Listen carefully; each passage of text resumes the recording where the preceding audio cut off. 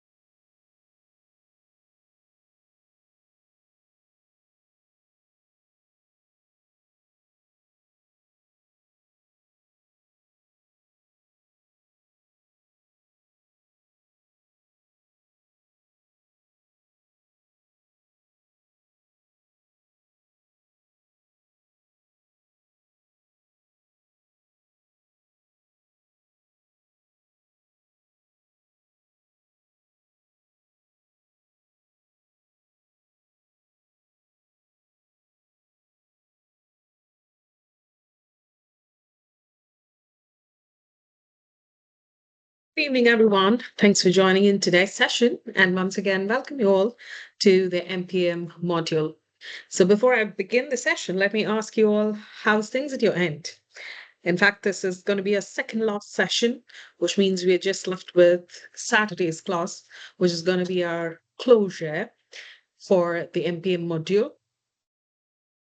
So how's things at your end? I see a couple of them in the lobby. Let me permit them.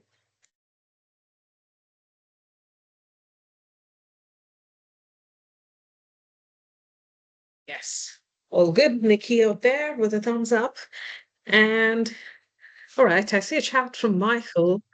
Um, Before we start, can we use diagrams in a proposal, such as sample techniques? Yes, absolutely. But again, like you've answered the question in the second half, you need to use citation. So intake citation is essential, Michael. So Harvard referencing style, yes, of course. Please use the citation, that would suffice. I mean, you can make it as colorful as possible, but as long as you give the credit to the source from where the image is extracted. So that's absolutely fine. And yeah, so a thumbs up as well. So Nikki, good evening. Nikki, in fact, I've answered to the question that you've posed, and I've also given a structural outlay on the methodology which you can follow.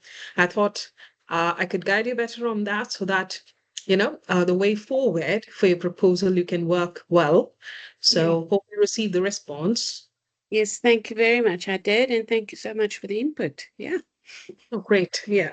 Thank you. And Prakash, good evening. All right, the theme, excuse me.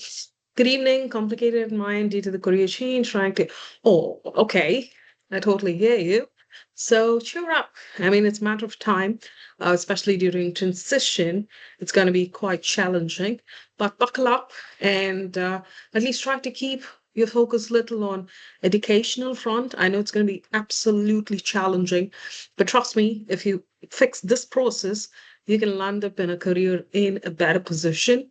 So it's a matter of time. Just think positive and move on.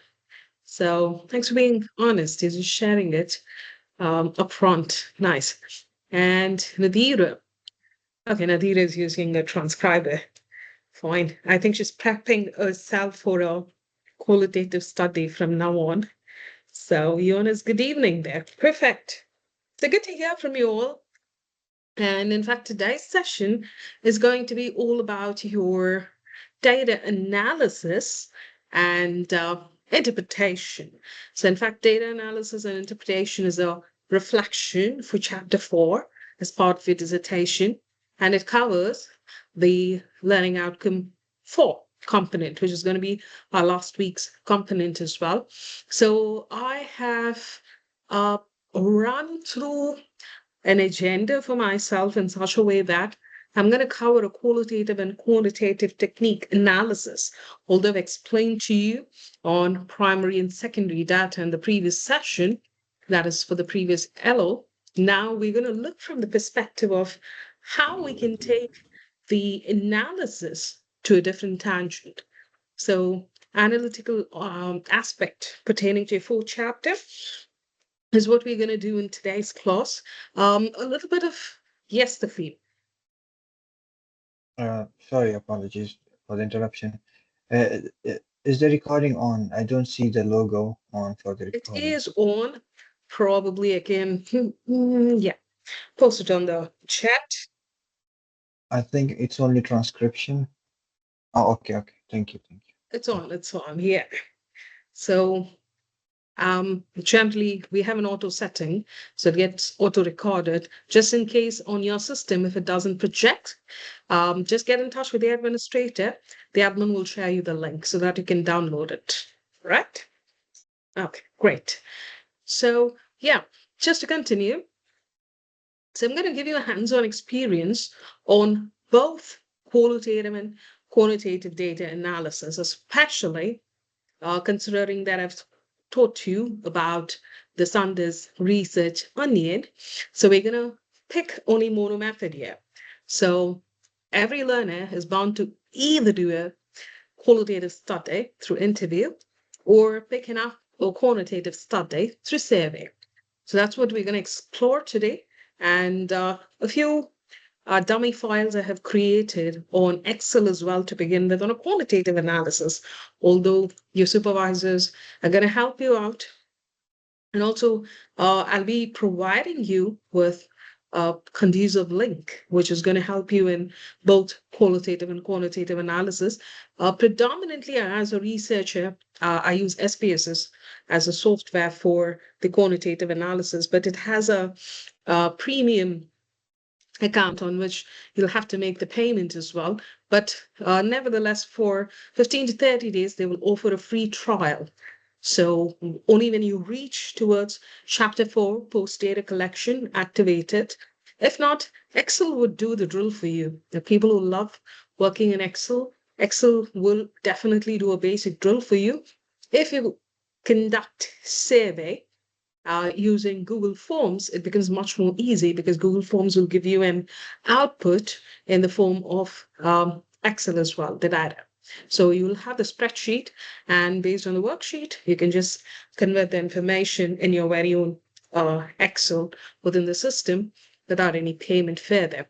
So on qualitative as well, there is an activity which I'll be running across for you to identify themes.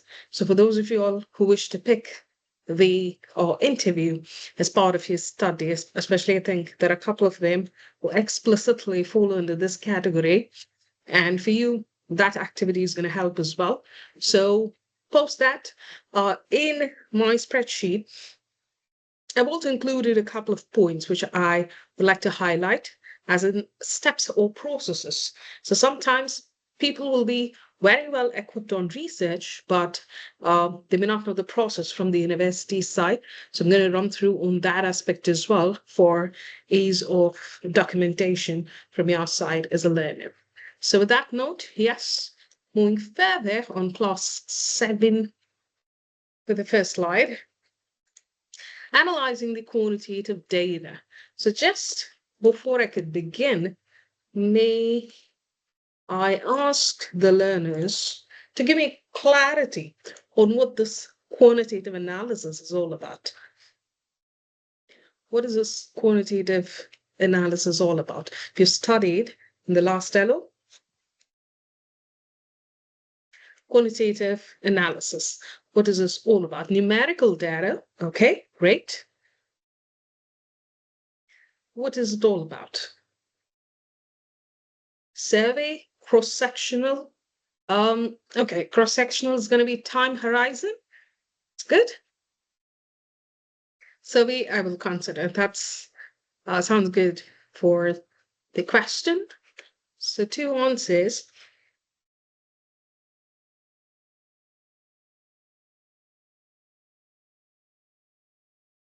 Statistical based data. Okay, that's nice. People are getting closer with the response. Statistical. Interesting. That's what holds good as well. And close-ended questions, probably. Giannis, yes. Close-ended questions. We do have open-ended questions, but we do not entertain much when it is numerical analysis for quantitative data. Close-ended is much more preferable. So that holds good. Peter, interview holds good for qualitative.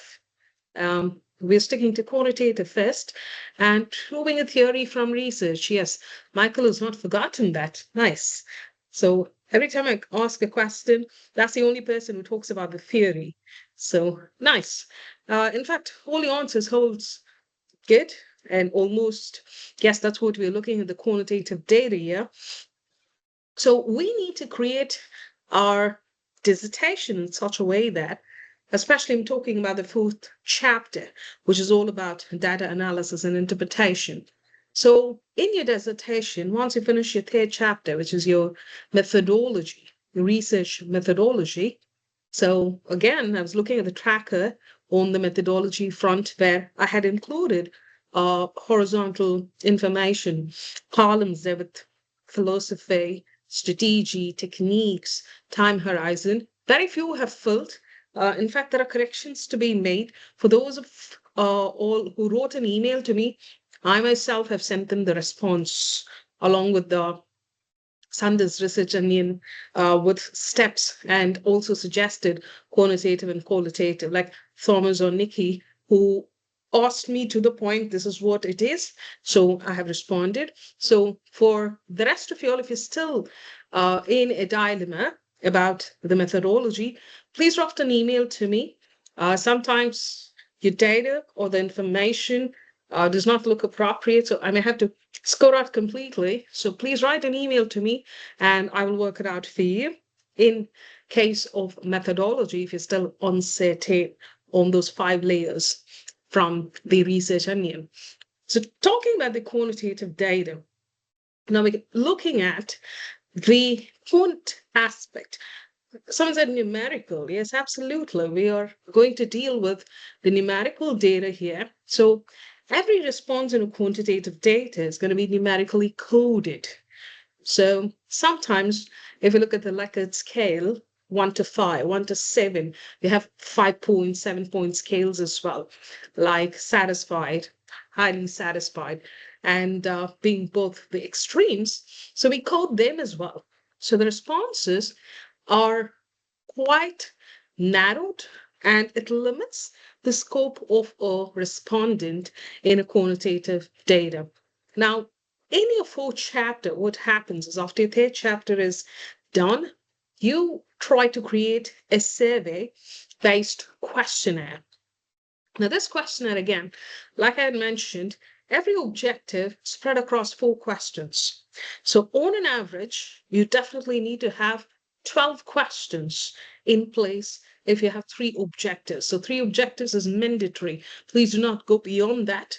So every objective gets 4 questions. So what happens in a quant data?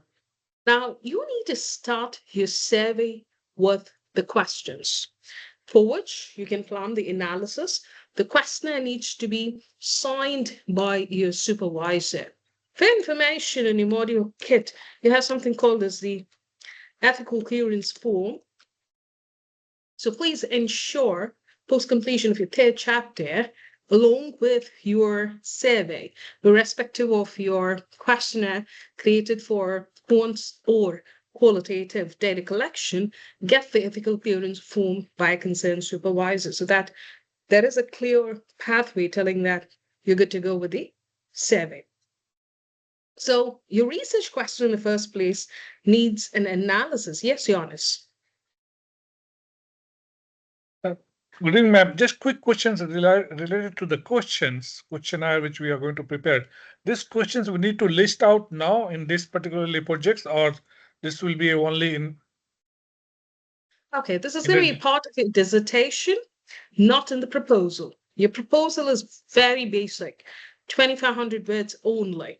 So we're not going to look at the proposal here. So dissertation, that is when your questionnaire comes into the picture.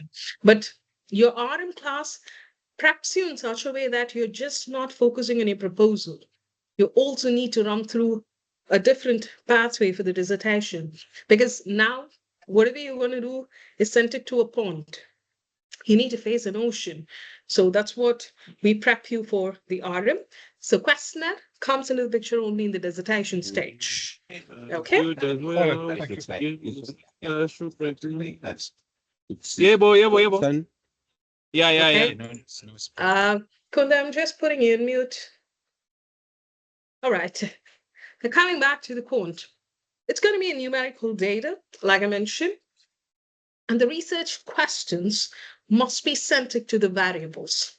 So please take the help of a supervisor in choosing the variables. In fact, in LO1, I have given you the output on the independent variable, independent variables. So every objective that you try to mention, which corresponds to your research question. In fact, for those of you all whom I have framed objectives and questions myself, please take a very micro level approach to those points, because I have included variables in your question and objectives. So please ensure that you pick and choose variables. Others, if you're struggling, please reach out to me. So the research question will have an inference to the variable, and then we need to design accordingly our survey. Do not keep in your mind that a generative AI tool is going to help you in building the questionnaire. Definitely, it will do only to the extent of command you provide, but not from the perspective of a researcher. So you have that analytical skill to decide what the variables are going to be as well. So you need to declare your outcome, which is your dependent variable, and you need to have your predictors, which is going to be your independent variable as well. So what happens after that? You need to also choose the testing mechanism when it comes to the quantitative data. Now, this should be in association with the variables and the prediction that people are going to give you in the form of the output as well. So there are different classifications when we use the quantitative data analysis, especially it is numerical in nature. So I will talk to you about the categories of descriptive and also the inferential statistical analysis. So someone used the word statistics. So descriptive statistics and inferential statistics are two types which we do in research. In fact, the university precisely asks for inferential statistics. That is vital. Nevertheless, you can give an overview of descriptive, but probably I would say the proximity can be 10% on descriptive and 90% on inferential statistics. So analyzing the quantitative data is really important. How we're going to do that is what I'm going to teach you today. So as a researcher, your primary objective should be data collection and data analysis. So irrespective of how good your introduction, lit review, or the methodology chapter is, the crux falls in the fourth chapter, where your data analysis and interpretation comes into the picture as well. So it's highly important that you, as a researcher, because this is your primary data collection and not anyone would have this data except for you, which is why in the beginning of the session I told, get it into a publication. It should not stay in a Word doc with 60, 70 pages or 50 pages that you try to create as a document for your degree. It should also be useful for you to convert it into an article in one of the journals as well. So work towards it. And for that, fourth chapter is really important. So I'll walk you through how to go about the analysis. So before that, we'll try to understand what is descriptive statistics. Have you learned this, at least in your school or childhood? Descriptive statistics, looking at those mean, median, mode. Any basic idea about descriptive statistics?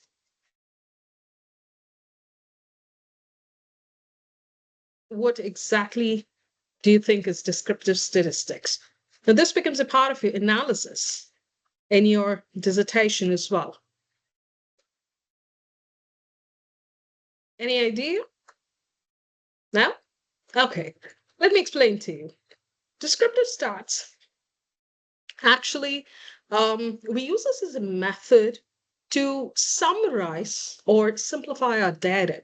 To a larger extent, it becomes easier for us to understand when numerical data is simplified. So instead of analyzing the individual data point, the descriptive statistics actually will give us a picture in such a way that the data as a whole means something to us. So generally, in descriptive statistics, we include measures of central tendency, like you can see there, where the data tends to cluster. And on the second aspect, we have measures of dispersion. Measures of dispersion actually talks about how the spread out of data is visible. It disperses, like how we say light disperses, right? So that will give us an understanding on how a data is spread out. So measures of dispersions comes in that way. Predominantly, people pick measures of central tendency for descriptive statistics. Now, what exactly this is?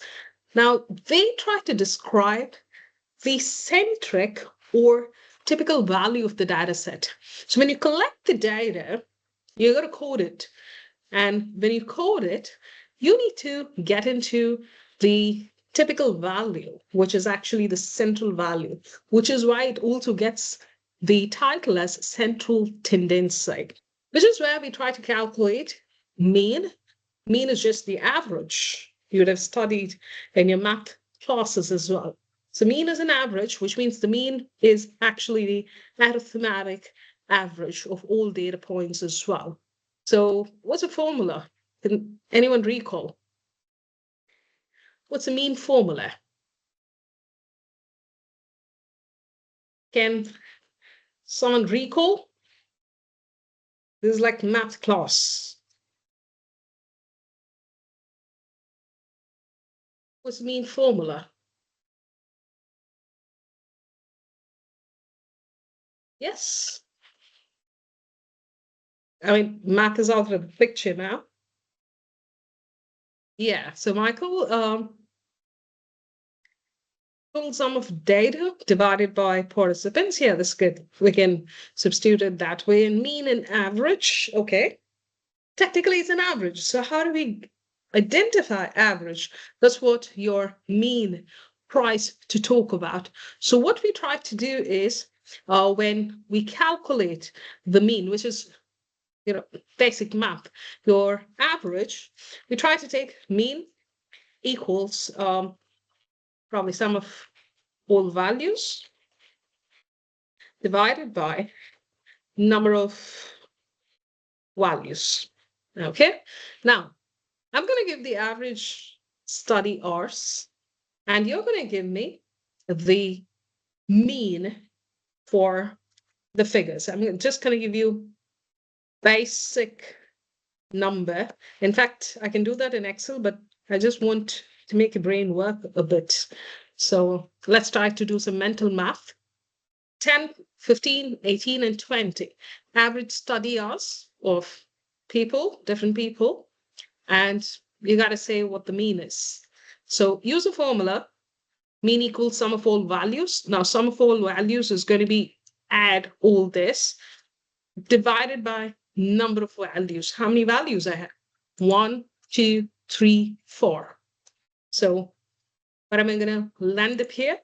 So my mean equals 10, plus 15, 25, plus 8, plus 20 gives me 53.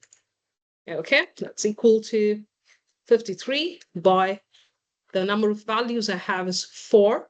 I think I'm already getting the answers in the chat. So most of them have given me 13.25. Absolutely.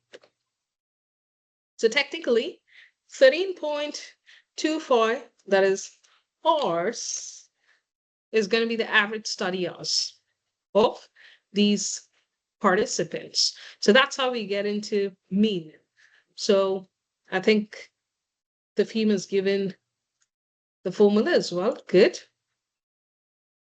And, oh, not bad. There is one typo probably. Okay. So he's just put emoji for himself there, Michael. So Anisha, the theme, Joe's, neither.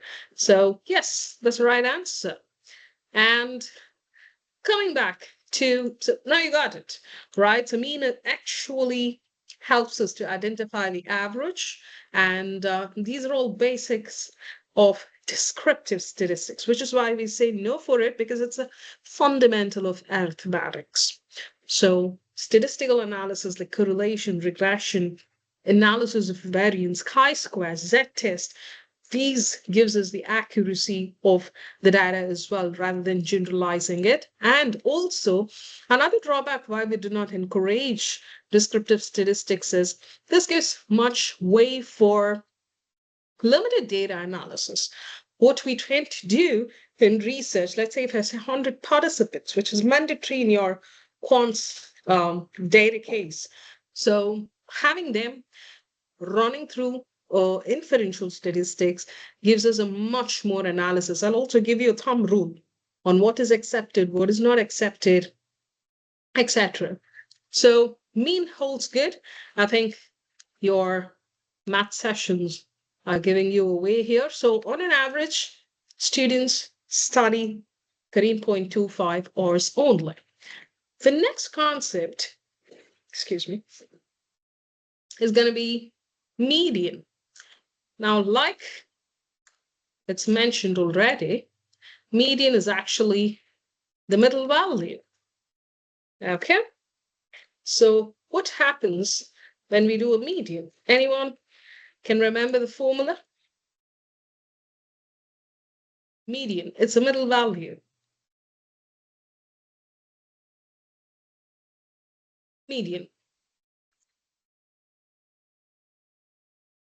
So median is actually the value that lies in the mid of the data. When the data is ordered, so the mid value is what we consider as median. So Venetia n plus 1 by 2. Oh, okay. So we'll look into it. Again, when we do median, you arrange the data in ascending order. That's the first rule. Okay, so if you have an odd number value, you need to pick the middle median, which is a mid value. If you have even number of values, then you take the average of the two in the middle values. That's what is a formula that Venetia has tried to put as well. So we try to apply that formula.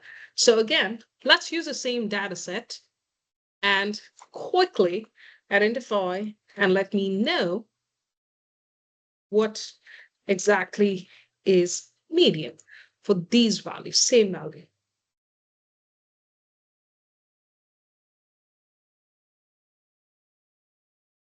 First, you're going to place it in an order, ascending order. That's the rule in a median.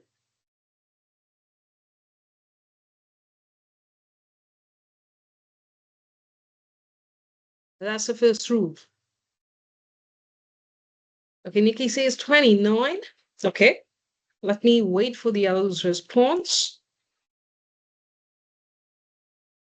I mean, take your time. First, arrange them in an ascending order. That's your basic rule. And then you can go ahead with the calculation. Okay, now Nikki's got 12.5. That's correct, actually.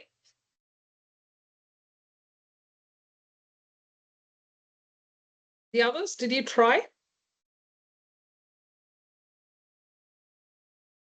The others, did you try?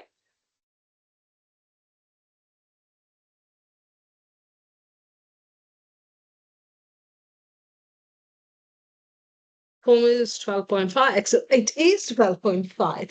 Okay, so to hide that in Excel, it is 12.5. And how did you get the value? It is 12.5.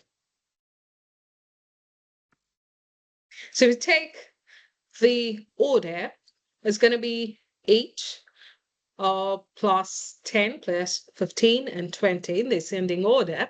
So the mid average, if I rearrange, 10 and 15 is going to come in to the mediocre stage. And then, yes, so Osama's already posted that. So 10 and 15 comes in the mediocre stage. For those of you all still struggling, so always it goes in an ascending order, which is why these does not hold good in our data collection, and which is why we don't entertain your analysis in descriptive statistics as well. So 10, 15, 8, I'm just going to arrange the order.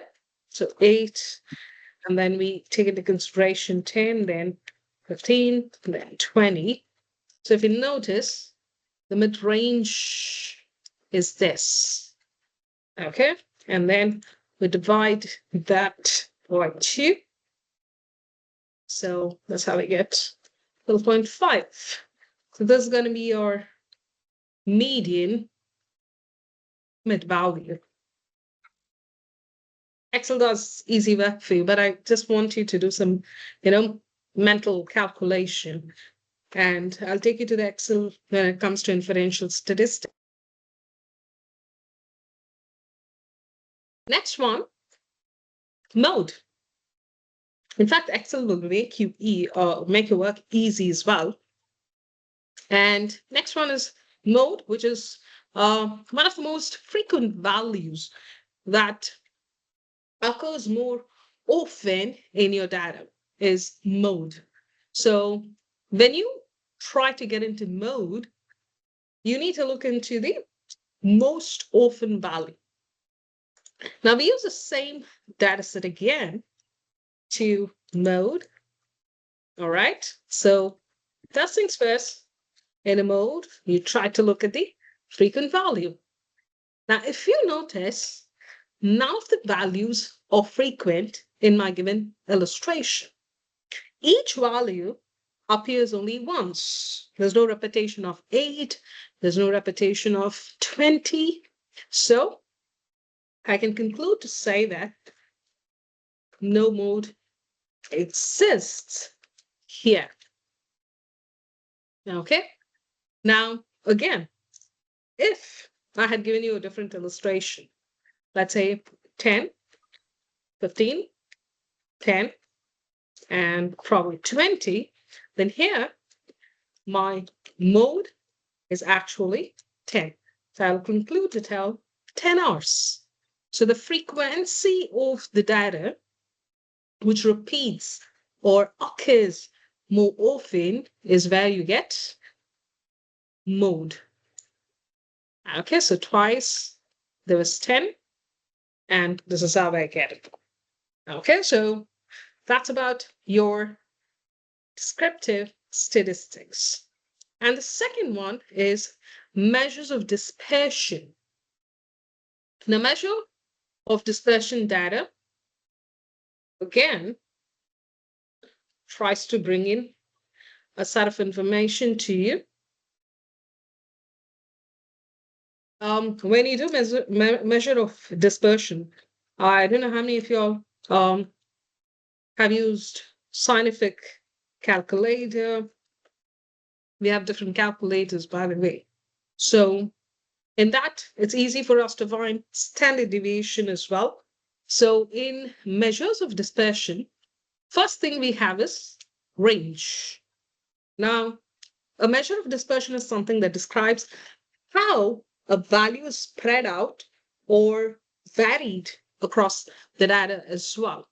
So a range is one of the simplest measure, which means we find the difference between maximum and minimum values in range. So if I give you 20 and 8, right? So first thing we do is we try to use maximum value is what? 20. And then we try to figure out minimum value. Minimum value is 8. So on the whole, I conclude my range is going to be 20 minus 8, excuse me, is going to be 12 hours. Again, the study is what I'm going to pick it up. The same illustration. So in a range, you're going to pick maximum, minimum, and then the difference of that is what will give you the total study hours as per the previous illustration. Again, we have another classification in measures of dispersion. That is variance, or we call standard deviation in itself. In fact, I thought the moment that I said variance, people would tell me, okay, it's standard deviation, isn't it? So that's how, when we do math, we associate it. So standard deviation.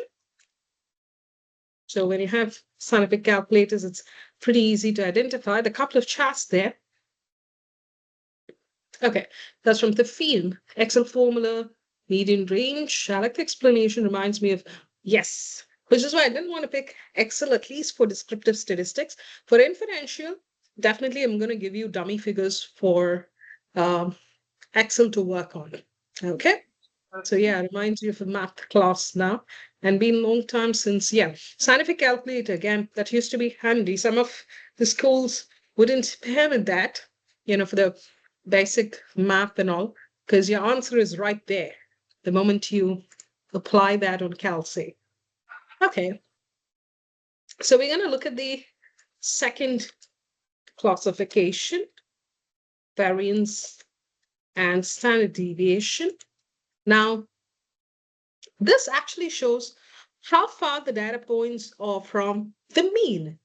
Now, variance is actually average of your squared deviation from the mean.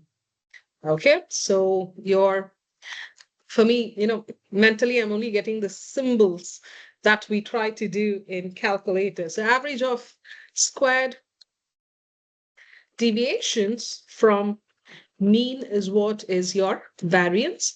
When it comes to standard deviation, we try to consider the square root of variance, which is expressed in same units as the data. So we call it as square root of variance. Okay.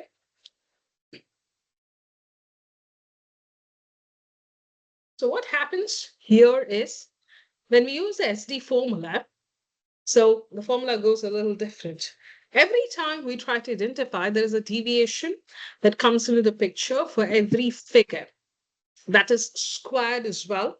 So the ideology of your deviations will give you an understanding as to how each student or a pupil or a representative of the sample. Now, let's say the first one is 10, right? So for 10, the mean is 13.25, which means 10 minus 13.25, that's equal to minus 3.25. When we square it is what the value we try to get. Just to give you an example, let's say 10. That's the first figure I'm trying to take from the previous example there, minus my mean there, which is 13.25. So 10 minus 13 point, okay, 13.25, that'll land up to minus 3.25. When you try to square it, you square it, the output would be subject to, for those of you all who have done backers or mental math, it'll be easy for you to identify. That would be 10.56. Okay, so likewise, we keep calculating for every representative of the sample, like 15 minus 13.25. Okay, so when we keep doing it for all the samples, we get the sum of the squared deviation. And then we divide that on the basis of the variance that we undertake as well. And that's how the value of the standard deviation will give an average output as well. So that will project on an average how much the students study hours deviate from the actual mean, that is 13.25. When I calculate it, it comes somewhere at around 5 hours, 5.3, 5.4 hours. So that's the output. So that's where your standard deviation and variance comes into the picture. Now, descriptive statistics, again, in a snapshot, the data set has been considered, and ideally, if you need to look at the central tendency, it will tell us typically the output required. So there's a dispersion is also used to tell on the similar factors in a different variance as well. So setups of similar respondents you can look into, but highly the university doesn't recommend this because of the data sets that is humongous. And also they feel this is juvenile. As researchers, we always say this is something that just gives a fundamentals of math, but not concrete statistical analysis as well. On the flip side, we have inferential statistics. Now, this is where those of you all who are in a position to pick quants, like the quantitative data collection, you need to use this. Nevertheless, do not get perplexed. And some of you all, the moment you look at the numbers, especially when I take accounting sessions, that you also had an ANGL module, right, in the part A, the first thing they ask is, oh, it's numbers and too much of numerical data out there, but it's fun. Numerical analysis is much more interesting because it's backed by data. Your interpretations, conclusions becomes quite easy and concrete as well. So inferential statistics, unlike your descriptive statistics, which only summarizes the data, if you notice, whatever I try to show this in step-by-step calculation, my idea was just to summarize the data. That is the only thing descriptive statistics can do for me.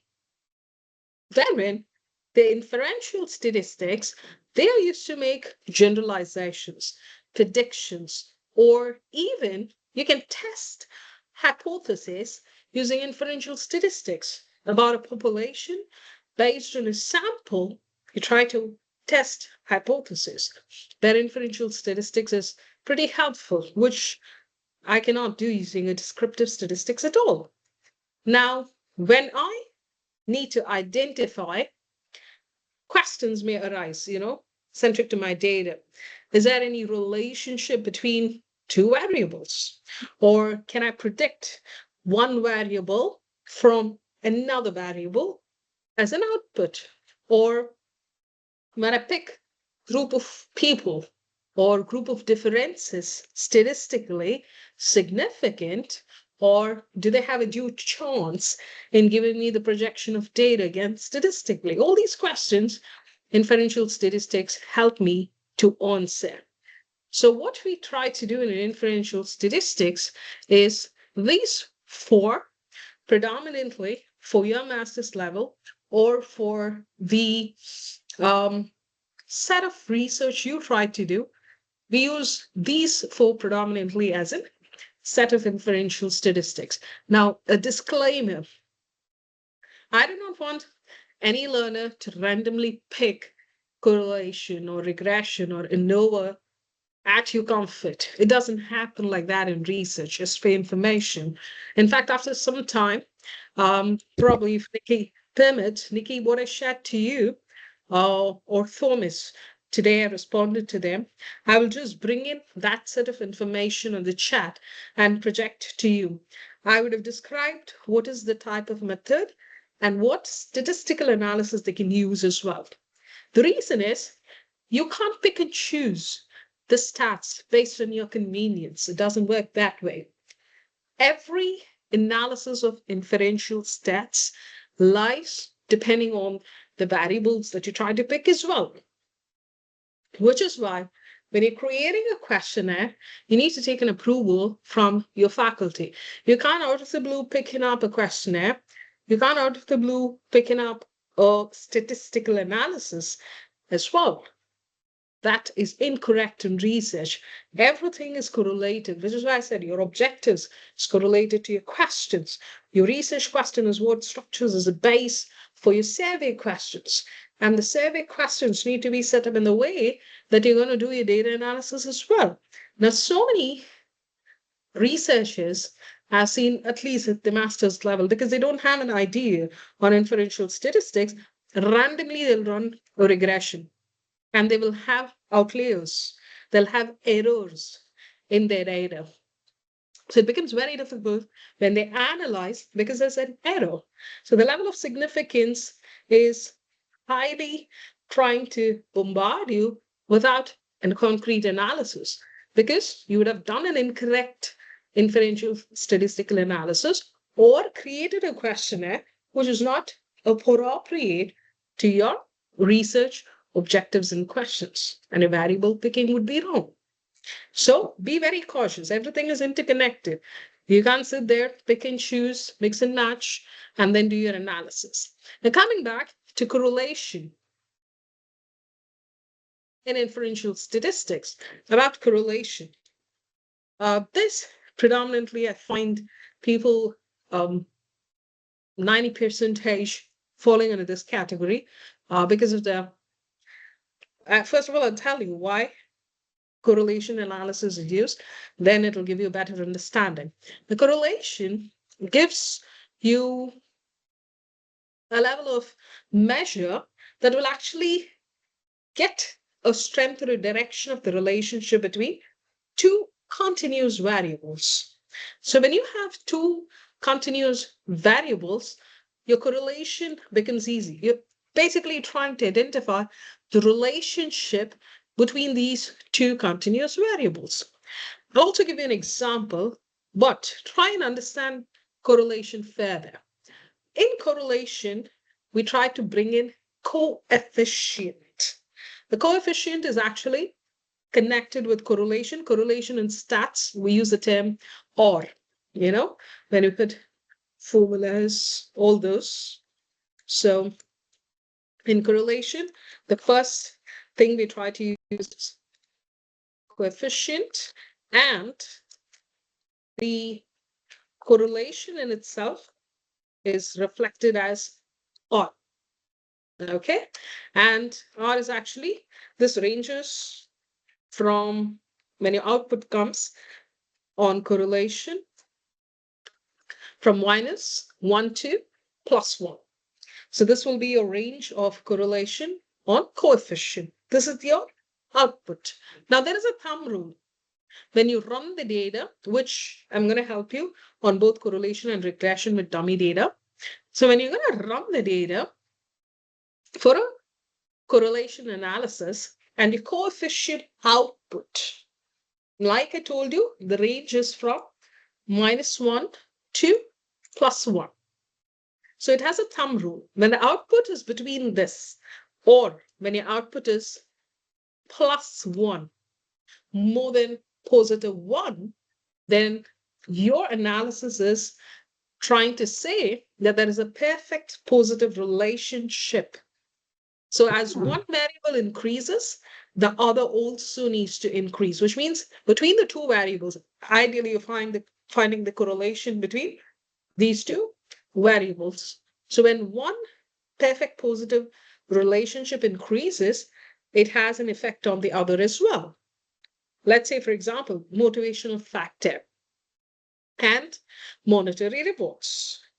So when you try to have a monetary reward given to an employee, the motivation factor also increases because employee is satisfied on this money. So if you're finding out the relationship between these, you're able to get your coefficient output as +1, which means it's perfectly positive relationship where one variable increases, the other increases as well, right? So when you get bonuses or increments or rewards in the form of gift vouchers, something that is connected to motivation, you need to study on that. You're intending your research on that. So you do the correlation analysis. So if I get all my data output with +1, which means there's a perfect positive relationship.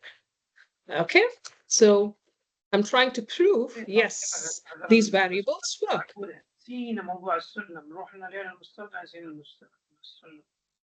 Right, so Sabra, putting you on mute.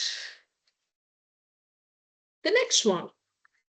Once again, when you do a correlation analysis, you run the data, you don't get +1. Your output is -1.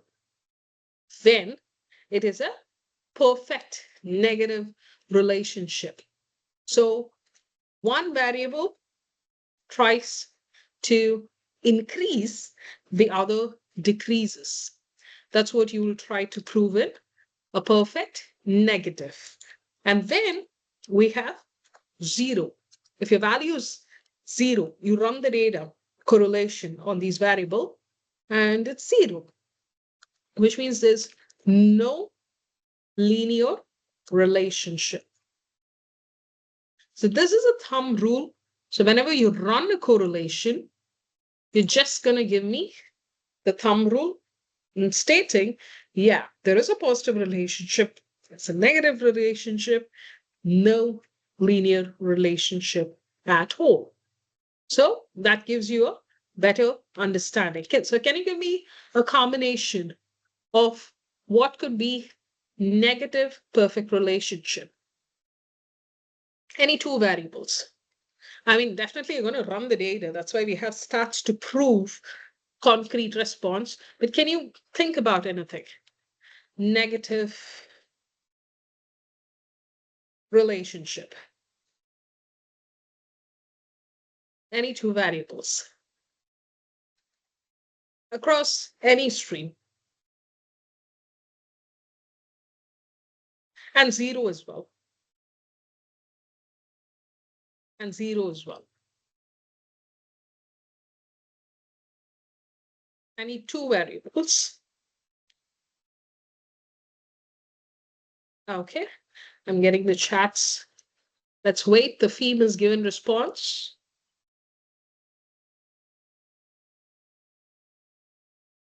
Apart from the theme. So the theme's response is emission versus climate, inflation, purchasing power. So is the second one for 0?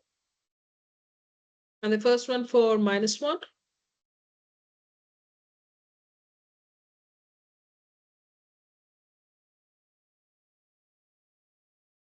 So emission versus climate, inflation versus purchasing power. Okay. Anything about from that? Okay, these two are negative correlated. Okay. Any other example?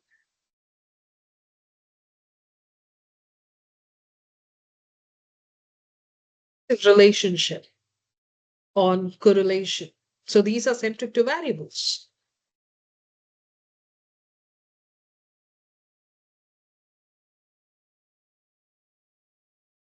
It didn't be that hard.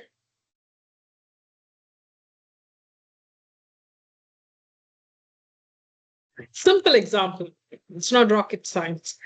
I'll give you social media hours versus okay. I think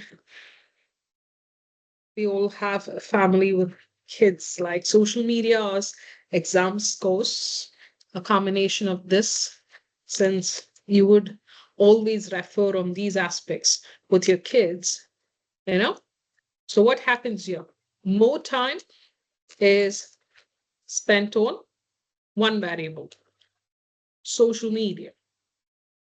So the output is lower exam marks, right? So that will correlate to negative. So one variable increases, the other decreases. So the more I try to give a screen time or pay attention on social media, and I do not study, I get the reflection in the form of scores. And zero linear or no linear relationship. And even if you're a fitness freak, I can pick this also as an example. People who exercise frequently, which means your tendency of exercise is more versus your body fat, So the more you frequently exercise, it reduces or lowers the body fat. So one variable increases, the other decreases. So we can do the study likewise. Zero, no relationship, means there is no predictable connection between two variables. The correlation coefficient will be close to zero or equal to zero. No relationship at all. See, some of the studies, they'll try to find out, let's say, favorite color of a person, What's my favorite color when you ask? And you try to define that within IQ score. You can find some weird combinations even on your research as well, which is completely unrelated. That also comes under your zero or no linear relationship. And Nikki, perfect negative correlation, strategic execution. It's perfect negative. So strategic execution versus Kubler-Ross change model. Somewhere could be related because change model, strategic execution, what if strategic execution fails and you try to apply this model to some extent, and what if it works? Could be. See, for things like this only, we're going to do statistical analysis where data will speak or make sense, right? So good thing. Inflation, purchasing power. Yeah, I'll use inflation and purchasing power, the theme for the second one. Negative perfect. You would have understood by the examples I've given that, right? So good. People have tried. And the next one is regression. Regression, again, if they miss correlation, I have seen people using regression because to a larger extent, I would say learners don't make an effort of structuring a questionnaire, which can do a t-test or an analysis of variance. Generally, I get my questionnaires on analysis of variance, but it depends purely on your research, not like picking and choosing what you like on inferential and then doing. No, it doesn't work that way. But people do pick regression as well. So what happens in regression? I'll give you the thumb rule like this as well. So it's going to be easy for you to carry forward. Now, regression analysis, again, all of these I'm just going to show you on Excel on a basic output. So regression, the objective of regression analysis is it goes beyond your correlation here. It tells us how much one variable predicts on other variable is your regression analysis. So the prediction comes how, and how can we substantiate is where we have two classification and regression analysis. One is simple regression, which means you will just have one predictor variable, and the other one is multiple regression, which means more than one predictor variable is what we'll have in multiple regression. So that's how they work. So in simple regression, let's say when you're doing your research, you need to predict exam scores from study hours. Let's say people are studying more. Are they scoring better in exam in comparison to people who put less effort on studying? And then what marks do they score, right? For such things, we use simple regression. When it comes to multiple regression, we use more than one predictor variable. So in first case, I used study hours, and then I used scores. In second case, I can use study hours, screen time, food habits, family time, and scores. So does this or all of these have a reflection on the output of the scores? So when you have more than one predictor variable, you can get into multiple regression. So some of y'all, especially Thomas, in your study, had given you a little bit of multiple variables. So you can do a regression analysis in your study as well, provided you pick a quantitative study. But if you're comfortable with qualitative, you can go, but try and run it through quantitative and make your work a little much more data oriented as well. Okay. And t-tests, ANOVA. Now, t-tests generally compares the average of two groups, which means we try to test if differences are statistically significant, or which means not due to the chance or change at all. Now, fundamentally for t-tests, we use research-based example where a question come again on study hours. If I need to choose, do male participants and female participant students study same number of hours per week?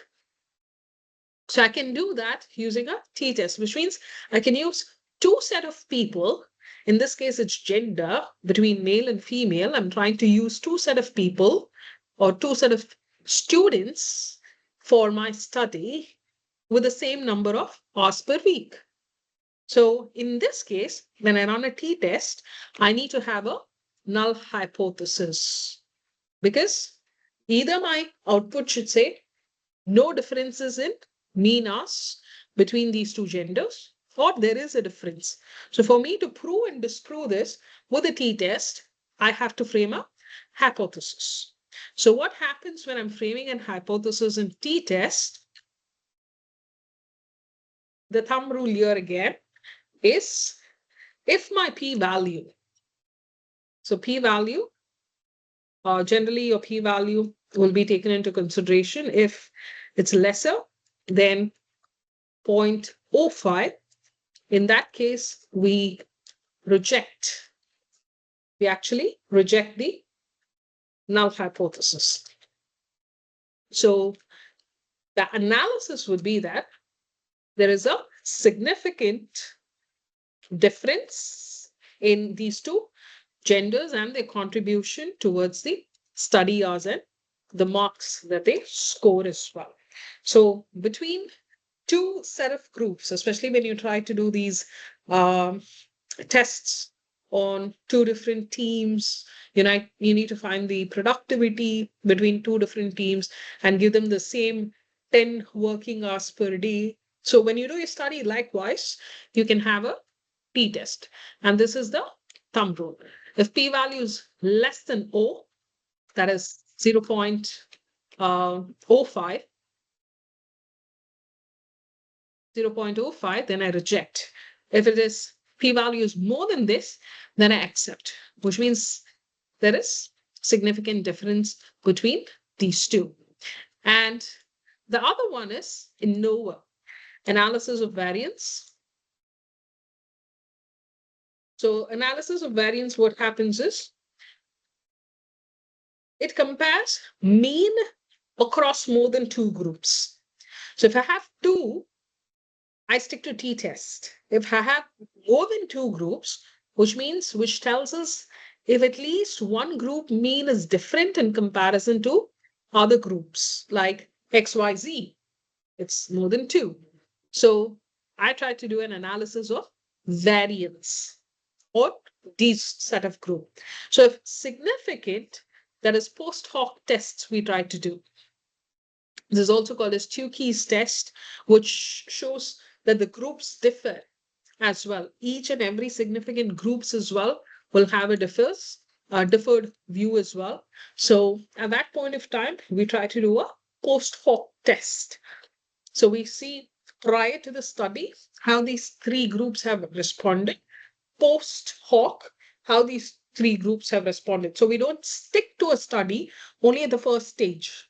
We also reflect to see, just like a before and after, for showing much higher group differences. We try to use that post hoc tests, which is a Tukey test as well. If analysis of variance just sticks to two groups, then we settle with that. If it is beyond that on before and after, then we get into a post hoc test as well.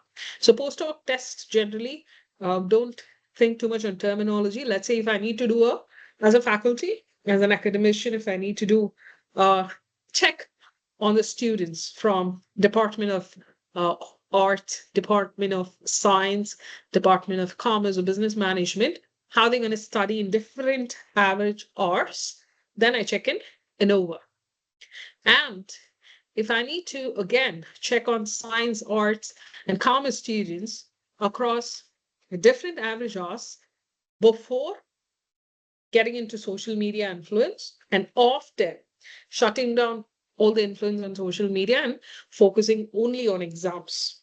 So before and after, how they react, respond, or do they score better? Then I try to do a Tukey's test, which is a post hoc test as well. So your supervisors are definitely going to guide you on this, but the understanding is what I'm going to cover all these aspects now. And chi-square test, that's another one, which actually tests the association between the categorical variables, which works with the counts, frequencies, and not averages. We try to do a chi-square test, which means we try to compare the observed frequency versus the expected frequency. If there is no relationship that exists at all, then we try to do a chi-square test. So like what I mentioned in your t-test, if there's a relationship between the gender, so male and female, on their preferred study method, I can also look further in chi-square, expanding my study if group study, individual study, or online study works better among these two genders. So that sort of observation I can pick on observation of compared or observed frequency with expected frequency to see if there's any relationship on online study, individual study, or a group study as well. So if the chi-square test is significant, then they're associated with these variables. If it's not, then it is not correlated much on these variables as well. So any test association between categorical variables, chi-square, and t-test, ANOVA, it goes in the same tangent, but between two groups, it's t-test. More than two groups, ANOVA, which means comparing group means come under t-test and ANOVA. Regression analysis predicts the outcome.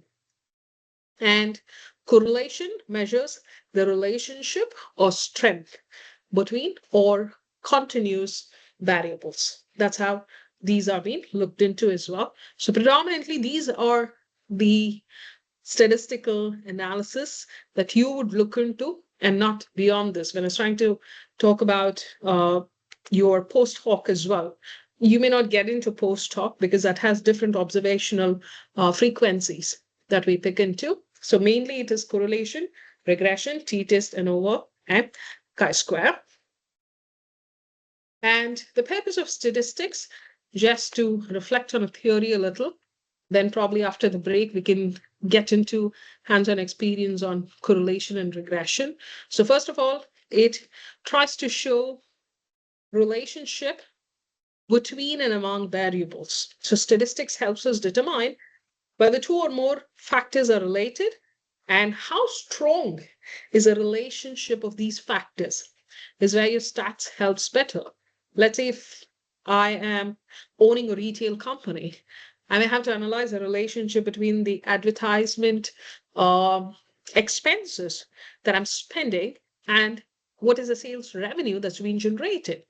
So using correlation, I will be able to find out as a representative of management and check whether increasing my advertisement expenditure leads to higher sales, or if there are any other factors like the seasonal sales that they try to make matter more as well.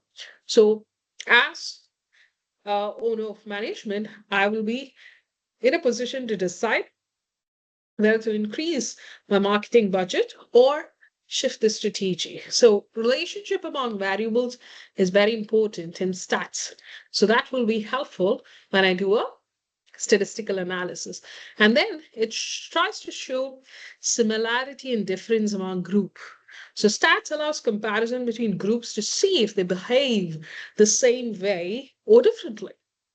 So I can compare one company's employee productivity level between two branches. So let's say it's the same company, probably the parent company is established in London and the subsidiary is in Dubai. So I have to check the employee productivity level between two different places in Dubai and London as well. For that case, since I'm talking about Dubai and London, t-tests can be used. They can check the difference which is statistically significant between these two branches on employee productivity level as well. So similarity and differences, I can use stats and then identify the error, which is inherent in sample selection. So whenever we use a sample, instead of surveying with the entire population, there will be sampling error. So statistics helps us to quantify and control this error to a larger extent as well. So the margin of error, let's say if you take plus or minus 3%, so that will try to show how close the sample is to the whole population. So that is how we try to do an analysis on significance as well. And test for significance of findings. Not all observed differences are meaningful. Some may be due to chance, and statistic tests will help you to determine the results if they are truly significant or not. So that's why we say stats or data doesn't lie, which is why we say you need to get into quantitative analysis, not mandatory, but then how important it is data is never going to lie. So if a pharmaceutical company launches a new energy drink, and then it finds that average sales per store is increased by, let's say, 5% after the introduction of the new energy drink, then I can use a hypothesis testing and I can check if this can increase statistically the significant or it's just a random fluctuation because of the fad, energy drink or some celebrity would have been the mascot of a particular drink and probably there would be fan following of that energy drink and through the celebrity, and then people would try to pick and choose. So I can do a hypothesis test and find out. So I can't waste on my resources monetarily as well, and support the research in making inference about population. Now, researchers use stats to make generalization about large population based on sample. Now, what you're going to do up next in dissertation as well is you're going to take sample And now the population. You can't have UAE in your title, which means to say that all the representation population of the UAE are going to be part of your study. No, it's next to impossible. So, which is why always in research, which I explained in LO3, you're always going to take a sample, which is going to be the representation of the population as part of your study. So your research will support in making inference about the population using the sample that you're going to study. So if I'm giving 100 respondents response, that 100 is a response from the representation of my population, which is a sample. Okay, so that's how stats is going to help. And then condense a vast body of data, which is into an understandable information, which stats helps me to do as a researcher. So statistics summarizes raw data into simple metrics and visuals as well. I said that's why Excel will do a wonderful job for you, because if you need a scatter diagram, bar diagram, or a graph, Excel can do soon after your data is outputted as well, right? So you need not break ahead when you're trying to bring in or rely on a trend as well. The dashboards can work wonders for you in decision making. And then identifying the patterns and relationship that may go unnoticed. So advanced statistical method will reveal trends that is hidden in large data sets as well. So you can have better patterns identified, just like I was trying to mention on trend analysis. So that'll enable you to give a better decision support tool as well as an output. So prep yourself, take a break, and then we'll come back on hands-on experience. And then I'm going to pick on qualitative data analysis after that. So please take a 15 minutes break, and then we'll resume the session. See you all.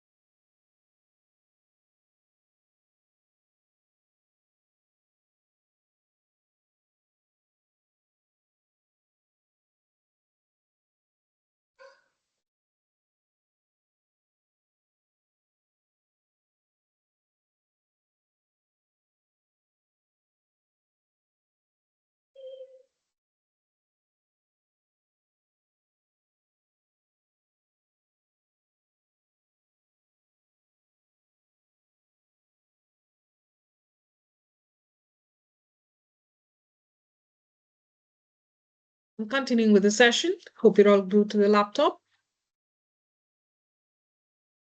So I'll continue with the qualitative data analysis, and then I'll give you the hands-on experience. If not, you may take a little more time on that, and I may not be able to complete the portion. So I'll catch up with the qualitative data now. In the first place, the same question, qualitative data. When do you think we use, and why do we do a qualitative analysis?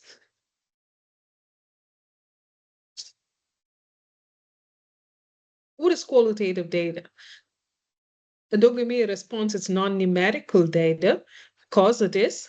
Anything beyond that, what is a qualitative data?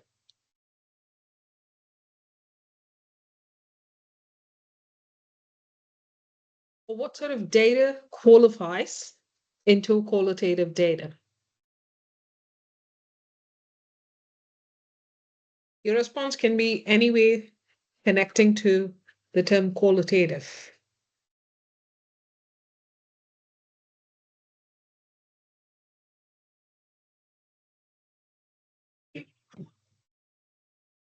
All right.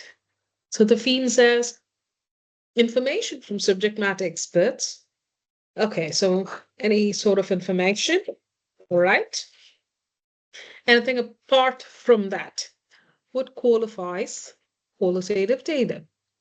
What is a qualitative data? Interview, yes, is a form of qualitative analysis. Anything else apart from that? Qualitative. I've done this previously. All right, Michael, opinions, experiences in interview format that must be analyzed to develop theory. See, whenever he comes with a response, he never, or he ensures that the word theory appears there, but it's absolutely right. I think Michael picks up qualitative analysis, if I'm not wrong, because whenever I associate something related to qualitative, his answer pops appropriate there. And Nikki, patterns and themes from, yeah, patterns. That's something new, good. So patterns also forms as a basis of the qualitative analysis from data to theory, good. Nikki's picked up on theory now. And Venetia, data collected from interview, focus group, and observation. Perfect. That's what I covered. And she's able to recollect. Good. And Nikki's emoji as well there. Okay. So coming back to qualitative data. Of course, it's non-numerical information because in a qualitative data analysis and a form of methodology, we try to capture experience, opinions, perceptions, motivation, or even a meaning that a respondent can derive out of the question posed as well. So instead of focusing on how many, how much, in qualitative, we focus on why and how a particular phenomena occurs. So qualitative data can be textual, and predominantly it's textual or visual as well. So when Isha says about focus groups or observation, yes, of course, we try to involve interviews, focus group, observation, and it can be textual and visual as well. And apart from that, to add on to what she says, we use documents, videos, images as well as part of the qualitative analysis.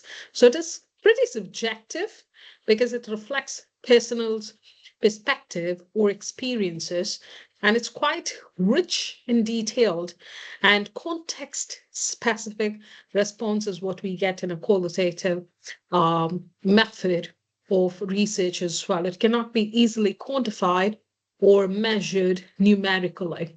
If you look from the business management perspective, if you pick topics on employee perceptions of workplace culture, so it's about perception.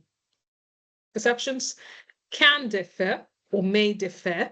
So today, Osama would talk about his perception of the work culture. And tomorrow, if I interview his department, another colleague, he would have a different perception of the workplace culture. So it's, again, quite a bit of context specific information that I get in through the qualitative research method. So the more and more I need to analyze is only through thematic analysis and codes where I can conclude my information. So this is, again, analytical in nature only through information, documents, movies, images, visuals, and predominantly texts. So qualitative data is used when the goal is to explore and understand or even explain experiences or behaviors or even a social phenomena rather than measuring numerically through the data. Now, how to go about it and how and what direction can we start looking at qualitative data? Now, first of all, it's text-based and image can be part of it.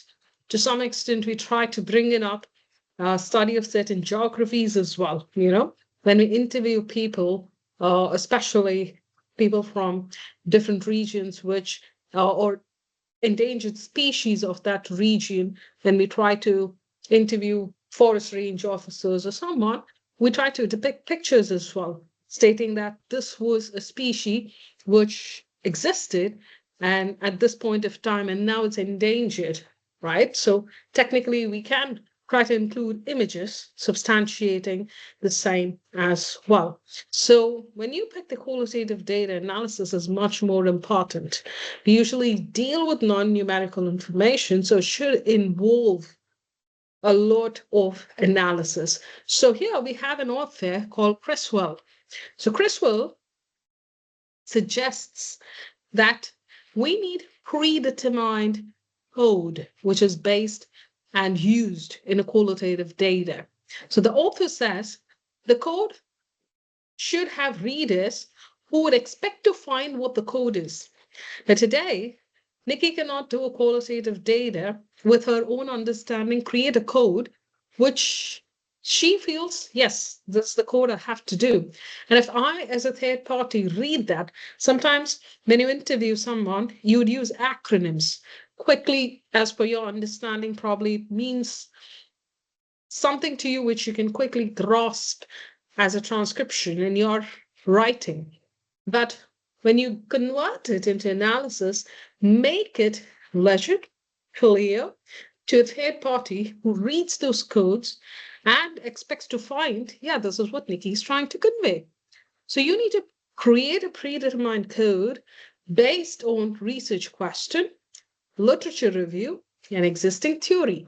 Don't wait for your interview to begin for you to structure code if you're doing a qualitative study. That's incorrect. I've seen many of the learners doing it. They'll all prep for their questionnaire so much so that they forget predetermined codes. You need to prep on predetermined codes rather than just expecting on the day of interview, people are going to give me response and then let me pick codes. You would do that. Of course, that's going to be a primary data. But research question, lit review, existing theory would give you much more information about the predetermined code because someone has done humongous study. And in the form of lit review, the person would have given you an idea. Hey, listen, based on this topic, you have these codes that I have identified. So in your research as well, that may be here. So it's better to pre-prep the code. That's what Criswell says as well.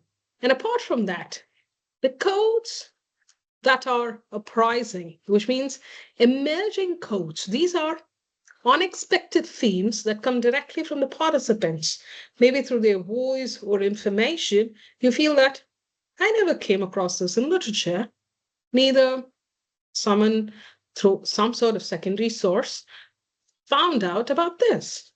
So we call it as emerge, which means naturally, instead of being pre-decided at that point of time, that piece of information, maybe through experience or through the exposure that person is going to give you, that is the participant or the respondent is going to give you an emerging code. Underline that, because that's something you're going to record in your literature under your banner, telling that this is a new code that I've discovered through my interview, through one of the respondents, right? So make it interesting always when you get into an apprising code as well. And thirdly, Creswell says the course that addresses a larger theoretical perspective, which means these codes are linked to a broader framework, model, or sometimes even the theory in itself, an existing theory. So they will help connect finding to a bigger picture. So in research, especially, again, I'll give you an example in business management. In research, when we frame, the Maslow's need hierarchy theory. So if someone is studying on the Maslow's need hierarchy theory, centric to an organization with few respondents, they may relate to obviously the 5 levels. The physiological need, which is required.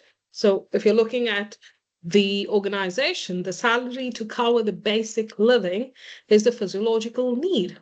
You're looking at the safety need, job security, or a stable contract between you and the employer. Belongingness, it's a team culture, supportive managers, how my higher authority is treating me, and how they're helping me support my work-life balance, esteem, recognition, promotion, and then you get the peak, self-actualization and the need theory, which means the opportunities for creativity and innovation. So your coding is aligned with theoretical perspective. The theory is physiological need, safety need, belongingness, esteem, self-actualization. Maslow says that. I need to connect that with the codes. So the opportunity, creativity, team culture, job security, salary, I bring in up that on the plate. So always try to bring in the code that addresses larger theoretical perspective. In qualitative study, the beauty is you have someone who's done something pertaining to this through literature. Use that as a base, and then you start creating a new structure. That is the beauty. So do not reinvent wheel in your qualitative study.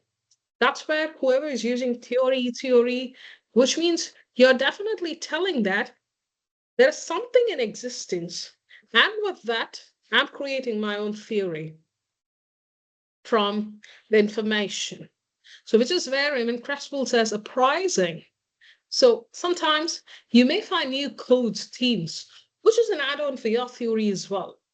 So identify that to a larger extent. So in a qualitative data analysis especially, you need to collect the data, that is, let's say through interview. In your case, 10 to 12 is mandatory. So minimum 12 is definitely a yes. Below that is not going to be a choice either. So collect the data, interview people, 10 to 12, have open-ended survey responses. Do not go with a checklist which has close-ended questions, maybe 1 or 2 to squeeze in, but open-ended survey is a key in your qualitative study. And have observational notes well in advance prepped. You can't sit and write essay. Probably if you have got a chance to interview a CEO, he or she wouldn't spend time with you until you finish writing their dialogues. So have an observational note in place, a format in place, so that you can quickly fill in the details or record them or take it online, transcribe them, keep it handy. You have so many note-taking apps now, and organize the data. So once your information is collected, you need to organize it. You need to transcribe the interview. This is really important in a qualitative study. Upload the qualitative themes to create into softwares. We have NVO, we have Atlas.ti, we have Max QDA. I will share you the links as well. Try to utilize them efficiently. And initial coding is a very important step. If you are interviewing, the code readers expect is important. The uprising codes that you identify is important. The theoretical codes are important. You need to have these three codes, just not what interviewee says to you is what you record. No. What readers expect, which means whatever language you fill in, convert it to the third party's analysis and interpretation as well, and new codes and theoretical codes. And then you need to group codes into themes, which means you need to create themes, 1, 2, 3, etc. So group them, that is, group the codes into themes, and then interpret your findings. That's the end part of your study as well. So Crosswell, he says the coding framework should ensure a researcher's balance within the expected theme, new emerging insight, and theoretical framework for us to give a well-rounded and credible analysis of qualitative data. These 3 points are quite vital. And developing descriptions and themes from your data collected is important, again, for which you'll have to code the data, which means coding is a process of labeling the chunks of data. You're trying to get the transcription in the form of words, sentences, paragraph. I ask a question to Osama, and Osama goes on and on and on because it's an open-ended question. So I have to pay attention on what Osama is trying to state. So I have to code. I can't do it at that time, but I should have a knowledge of at least highlighting, oh yeah, Osama is giving me hints through his on and on statements. It could be his opinion, experience. So with short phrases or words, capture the essence.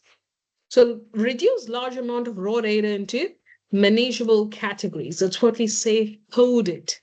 So your descriptive code will summarize the topic. In Vivo codes, that is the software, use the participant's exact word. So you may have to, let's say, I'm getting stressed at work because I'm always on call. Always on call stress. So someone is giving me a message that this person is always bombarded with calls. And just answering the question is creating a sense of stress. So use that participant's exact word when you use NVO as an application for codes. Analytical codes. Researchers should generate interpretive. So sometimes the analytical codes are interpretive in nature. So someone can say the same thing. I'm always on call. Even if I'm going back to my home, people bombard me with calls. So that leads to stress. Technically, I'm analyzing as a researcher lack of work-life balance. After going home as well, I'm picking calls, I'm bombarded, so I'm not able to budget time with my family. So that's a researcher-generated interpretation. And the person would have told you just that even after going home, they're calling me. So interpretation there is not able to balance work and life. So have descriptive codes summarizing the topic, the NVivo codes, which is exact words used by the participants, and analytical codes as well. Developing a description from data is important. Now, what it means after coding, you create a detailed description of the setting. And the key issues emerging from the data is what you need to record. Interview is just not like how you see on the television. Reality shows, you just come with a set of questions as an anchor or a host or an MC, you compile, and then you get the response, shot. No. The purpose of you conducting an interview is to capture bigger picture before you divide them into themes. So which means you need to create a detailed description of the setting of the participant and record the key issues. That's where your analysis plays an important role. It's just not codes. Through the interview, someone is giving me a message that these are the issues I'm facing. Or this could be the possible solution. So record those. Developing description is important. And define themes from the data. Themes are broader pattern of meaning that will answer the research question. They actually go beyond the categories to explain why things happen. So the purpose here is to make sense of the data in structured way, because that contributes towards the theory and the practice of the respondent. So your process is to review codes, group them, define what unites them, and then write a clear definition of your own in the form of themes. That's important. And connecting and interrelating themes. Themes are not isolated, just to make it very clear. As a researcher, you need to show how themes relate to one another. So this may involve frameworks, narratives, models. So as a researcher, you need to move analysis from description to interpretation, which means you're explaining the entire process, relationship, or outcome. And you need to find ways to connect theme. We say causal relationship. That's important in your thematic analysis. You have to maintain a hierarchical relationship. Get it? One theme is overarching and the others are sub-themes. Get it done. That's one of the tricks as well. And then chronological relationship. Themes unfold over a period of time. Get that also into picture. Have variation. It's just not someone speaks, I record, and the output is derived. It doesn't happen that way. So we can connect themes on causal relationship, hierarchical relationship, chronological relationship as well. So coding is required, which means I need to break the data into small, meaningful units. Developing descriptions is important, which means I need to summarize the categories of codes to describe or to set up a phenomena. Then I need to define theme, which means I need to identify broader pattern of meaning. And finally, I'm connecting theme, which means I'm showing either a relationship to build theory or creating an understanding towards the respondent. So that's how you conclude your analysis. And this is one of the excerpt, and it's a sample interview transcript. So the codes are mentioned on the left-hand side, and this is the entire transcript of the interviewer and interviewee. So if you notice, the process of reconstructing curriculum in rural high school setting, that's the topic. So here, the codes are identified. This is after the interview, and technically, the researcher has transcribed the entire communication. There's actually a snippet of it. And if you notice, the codes on left-hand side, themes on right-hand side is identified. And minutely, the highlights of codes are underlined in this information. So I'll paste it here, just in case you need to enlarge the image, you can maximize it. So close-knit community, health of community or values, change is threatening, visionary skills of talented people. So technically the codes are established through these dialogues, right? And there's also another classification called as Axile code. Axile code is actually, again, used in the quant data analysis, where you identify a relationship between the codes, which is actually developed during initial or opening code, and then you group them into categories or themes. So in an Axile, theme establishment is the output. The theme must appear consistently across majority of your data set, not just in isolated cases. So I'll give you a scenario here. We'll try doing an Axile coding, which means I need to get or classify something as a theme.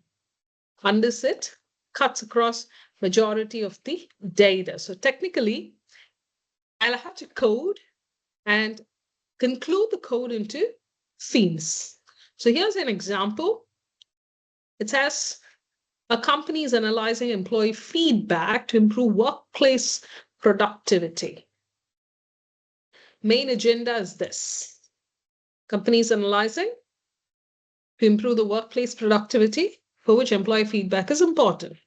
This is actually an open coding, which means interview that was conducted, and we'll have to do an open coding. So the researcher might identify individual codes. So let's assume interview is undertaken and the researchers identified the individual codes. And these are the 5 codes: lack of clear communication, unrealistic deadline, team conflict, supportive leadership, access to resources. So what happens in an Axile coding? First of all, lack of clear communication, right? So you will have to get this instance on giving a theme. What is this all about? This is all about just communication issue.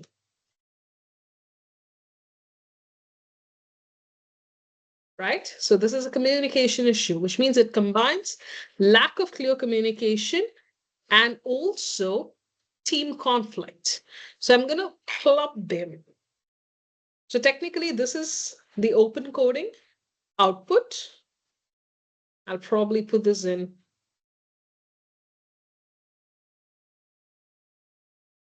another slide so that it becomes easy for us to work.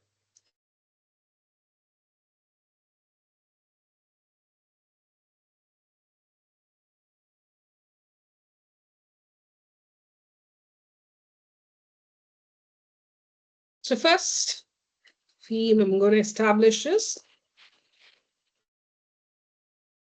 communication issues.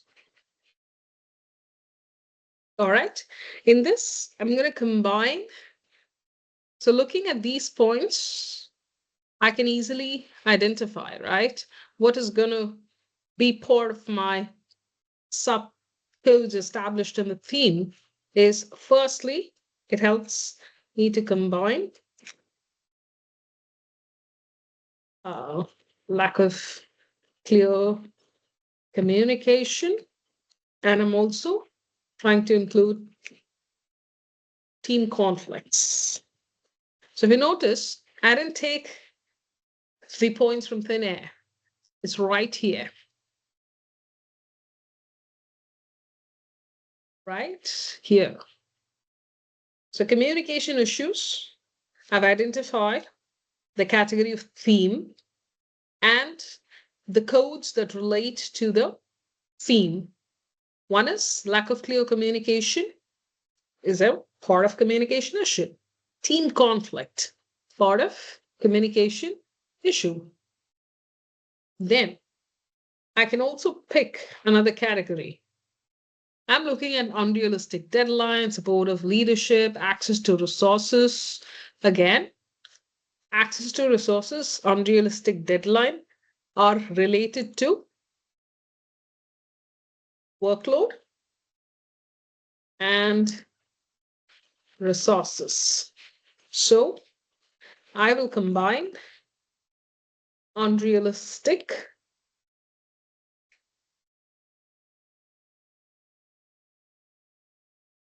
deadlines and access to resources under this. And the last one, I'm looking at something called as leadership here. So leadership support. So here, this stands alone, but it appears consistent in most of the feedback, assuming that people are stating, okay, this is supportive leadership. So this can be a standalone unless or otherwise you have a correlation with these.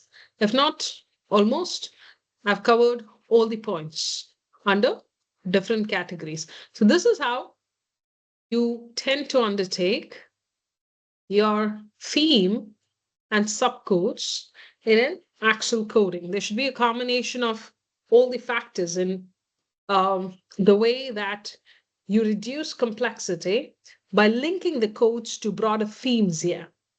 That's what I've done. The red code, color combination I've picked for communication issue, the green, workload and resources, and leadership is standing alone. So probably among most of them, only one person or very meager amount of representation would have told me supportive leadership.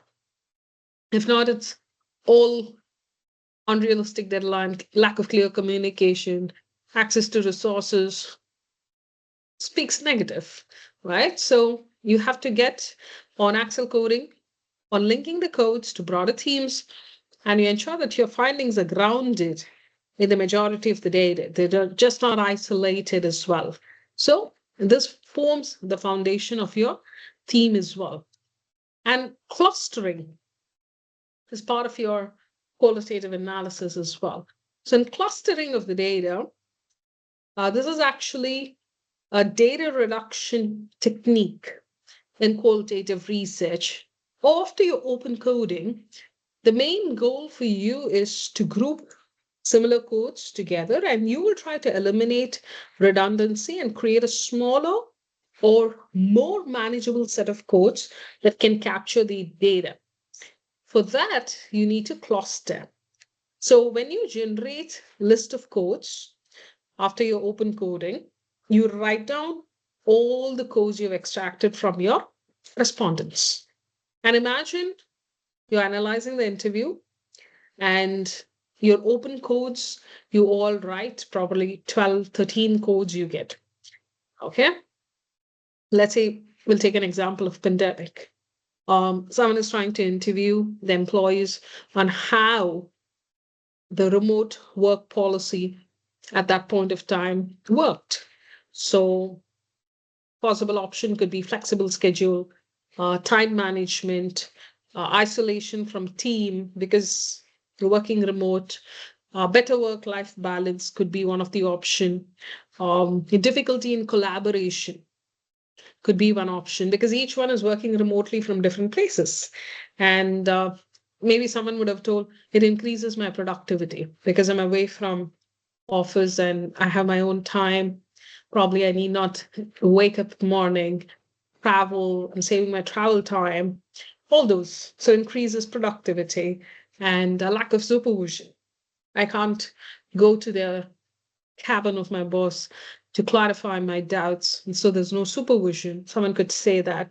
And fatigue, probably someone could say that because everything happens at the setup of my desk or office set up in my home. So there could be fatigue. I'm sitting in one place and not going out. And family distractions could be another. So see, so many points you're trying to get on the codes. So in interview, people would have told you to write all these codes and then identify similar codes, flexible schedule, work-life balance. These could be possible combination, right? And merge redundant codes as well and create a cluster. cluster is really important. So when you're talking about one theme, you will find too many sub clusters related to it. So you're going to group them into one theme as well. Yes, Michael, how do these themes codes associate with your research objective and research questions?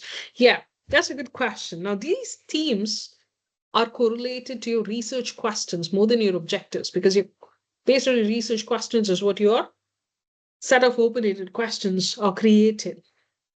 So picking up the variables, this is very important. So what your title talks, what is your purpose, and where the issue lies should cover the questions via your interview. So that is what you need to cover up as a researcher. And the themes and codes will fall in place based on the way you are posing the question.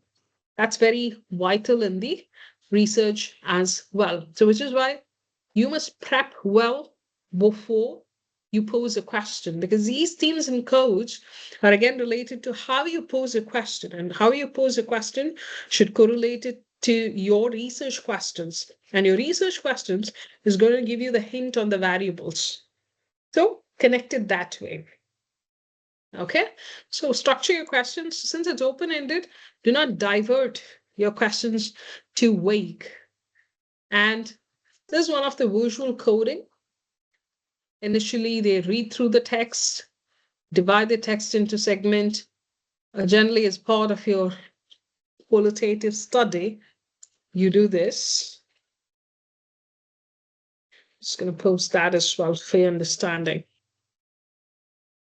And if there are any redundant code, you eliminate and collapse code into themes.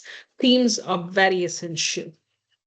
So this is a family calendar where people within the family have different calendars and different probably setups, probably in living room, kitchen, master bedroom. You may find calendars. So they did one of the study to identify how the family calendars are used. And then the routines in the calendar were taken a note, and what sort of events were conducted.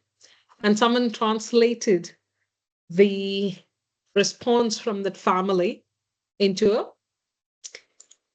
pre-study interview checklist, which is one of the basic steps before they could get into the interview with the family members. So this is like a plan, blueprint that you'll have to create even before you can get into. And the questions, like Michael was trying to ask, how is it related to questions or objectives? First of all, you need to list the focal point. What response or what answer or what your questions need to do is to fulfill those gaps that you have identified through literature, that you have framed through your research questions. On that is what your focal points needs to be established. So as per this study, where do family keep their calendars? And what uses do they have for their calendars? What's the purpose? Is it just to look at the date, schedule, days, or beyond that? And who adds to the calendar? Sometimes we note the birthdays, anniversaries, exam schedule, or meeting schedule. Now everything is handy in your phone. Your mobile takes care of stuff, but then we do have a system of calendar, so people do check. So everything on your Google Meet gets done. It notifies you, making your work easy. So this is how we structure a focal point. And as per the study, the data is recorded in the form of transcription. See, they have kitchen calendar, which means they have a calendar in the kitchen, and there is the orange family calendar, which is in the shape of the fruit for the kids to make it look unique. So the person is coded. Kitchen calendars as KI, and child room. So in children room, they have an orange family calendar. So every code So this is what we say as a qualitative study.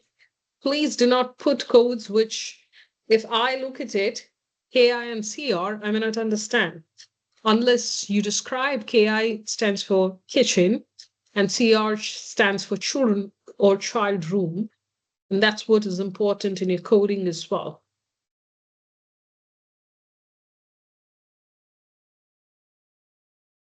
And the results, list of codes, frequency of each codes. The frequency is important. See, these are the evidences which I was trying to say. Apart from the interview, you can provide images, pictures, substantiating your proof of evidence. I will maximize this. So you can find kids writing here.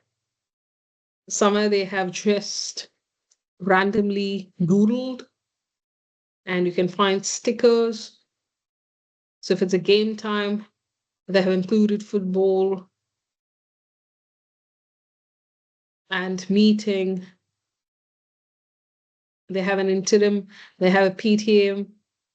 So this acts as a proof on the calendars and events, what sort of markings are made. So these could help you analysis right away. And you're providing proof as well. Fall break, vacation, they have stickers. Probably this is kids' calendar that they're trying to maintain. Family outing. So they have a schedule for that. So likewise, you will find reporting results towards the end. We have a software which runs all this, which means it doesn't give you the output unless you feed in the information. So it's highly important that you're clear about the codes that you establish. So this is how NVivo works, and Excel can do the drill as well. This is actually from Atlas here. I'll post it here. In fact, in the chat now, I'm just going to give you a couple of links for both qualitative and quantitative data.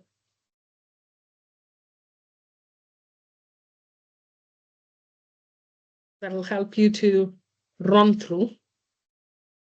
So this is for thematic analysis.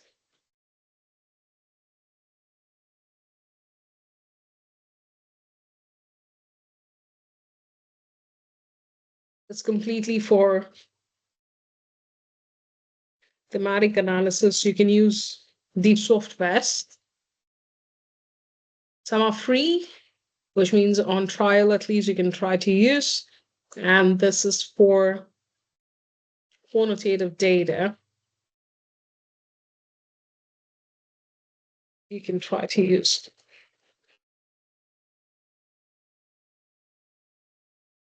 You also have SPSS and basic Excel that you can cover as well to a larger extent.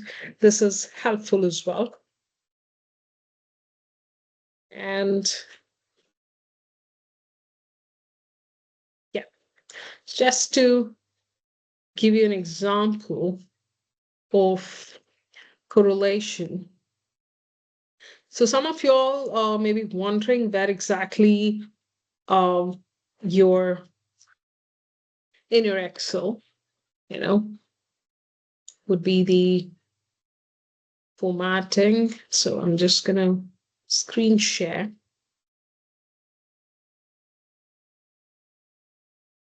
Okay, so I just have the basic data here. If you don't understand how it works. So in the first place, okay.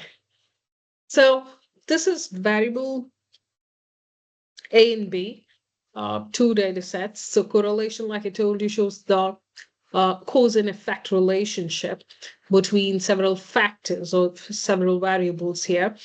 And here we need to look into two variables. So have a simple basic data sets here. But before that, please ensure that your analysis tool pack is enabled in the Excel. Generally, some of you all may not find. Now, if I go to data, this data analysis section you may not find. Can you check quickly on your screen, open an Excel file, and under the data ribbon, see if data analysis pops out. And please tell me if it is yes or no. Data analysis.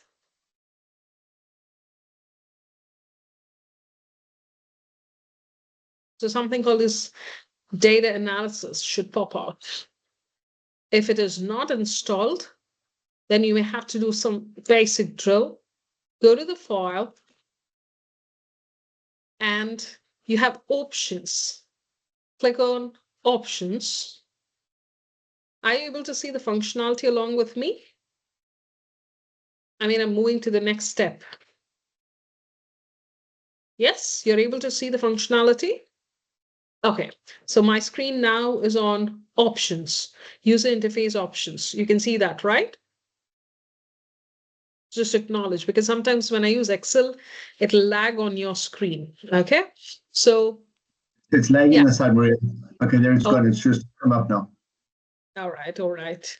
So in that case, let me do a live screen share, because whenever you use Excel, that's the functionality which lags on Teams. Let me get it again. So for people who do not have this section of data analysis is what I'm going to show you as a drill now. Okay, so let me get you into the live. All right. So now you'll be able to see the drill completely.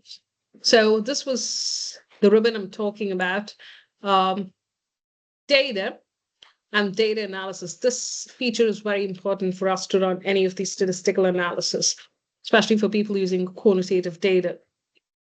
Now, how to enable this? Get into a file. Okay, so you get options here. Click on options. And when you look into options button, there's something called as add-in to the left-hand side. This toolbar, left-hand side, add-in. Click on add-in, and this opens. Okay, so after you click on add-in, this is what appears.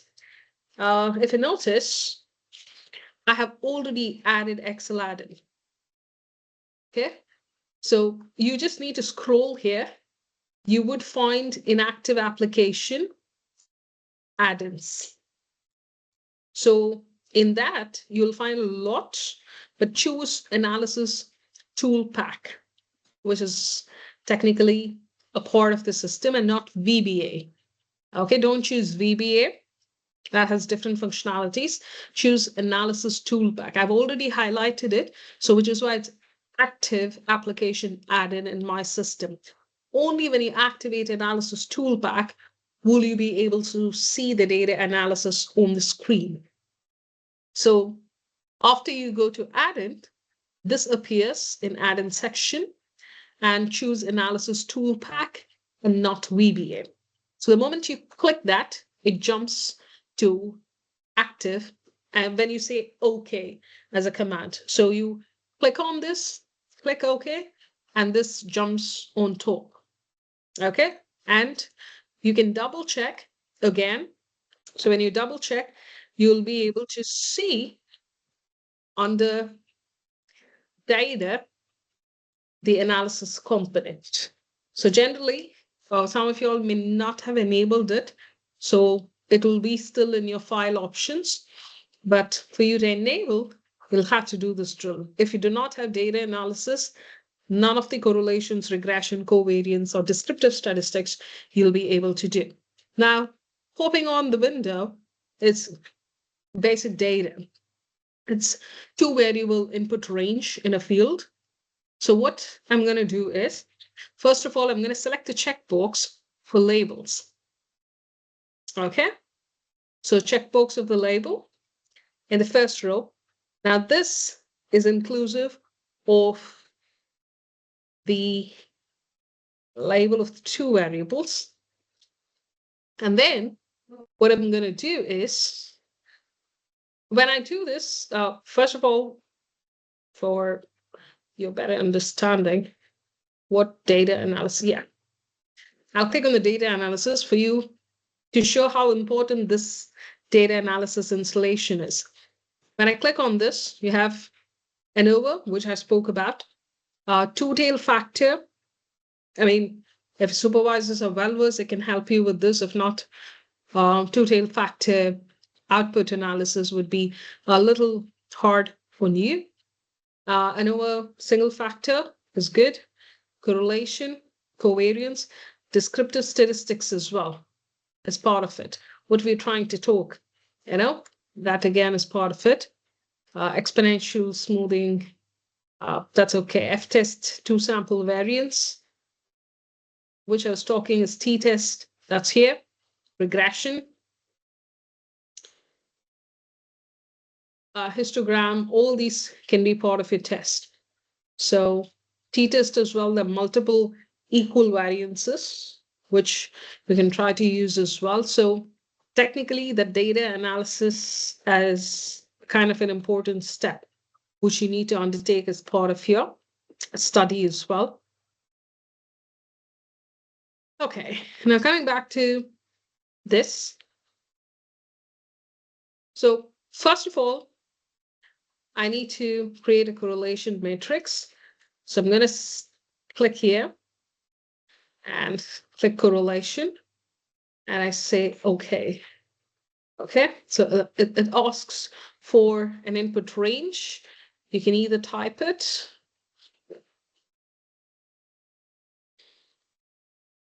Or you can take into consideration highlighting the same. So I've taken the input range on the variables and click by default, it goes in column, new worksheet play. Yes, it appears. So when I'm selecting the labels of the first row, I'll have to do that as well because variable, which is why I bought a little small data set to appear as well. So I'm going to put new worksheet display, and I'm also going to get the labels in the first row selected.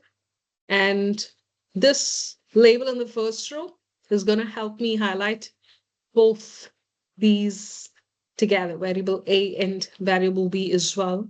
And I want the data to get projected in a new worksheet as well. That's important. So once this is highlighted, I'm going to, in the output range, enter the cell number where I want my results table to get depicted as well. Okay, so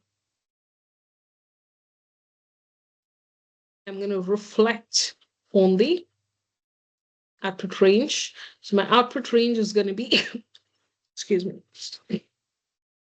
here I have any sort of output range I can try to create. So I'm just needing to do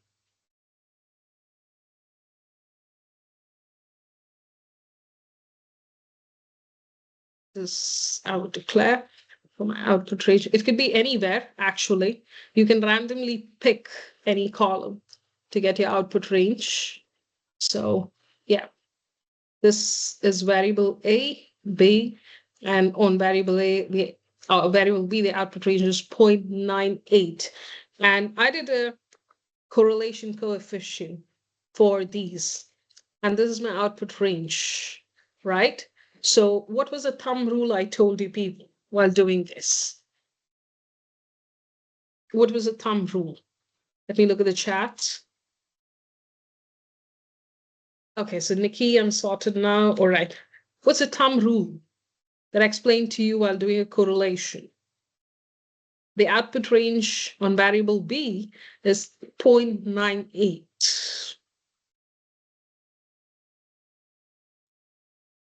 What's the thumb rule? When you get the data as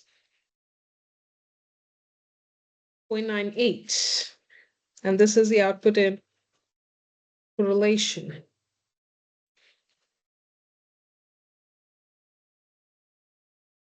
Look at the thumb rule.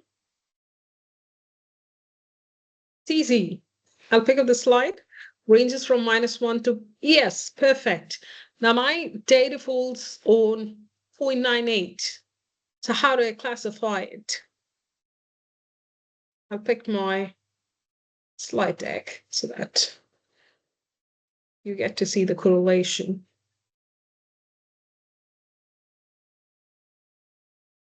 So what do you conclude there? Which is why you need to know the thumb rule. Yeah, this was a slide when I explained to you. Perfect negative relation. Okay, just Nikki is trying to answer. Perfect negative relation because it's 0.98. So what does it mean? Perfect negative relation. So what could that mean?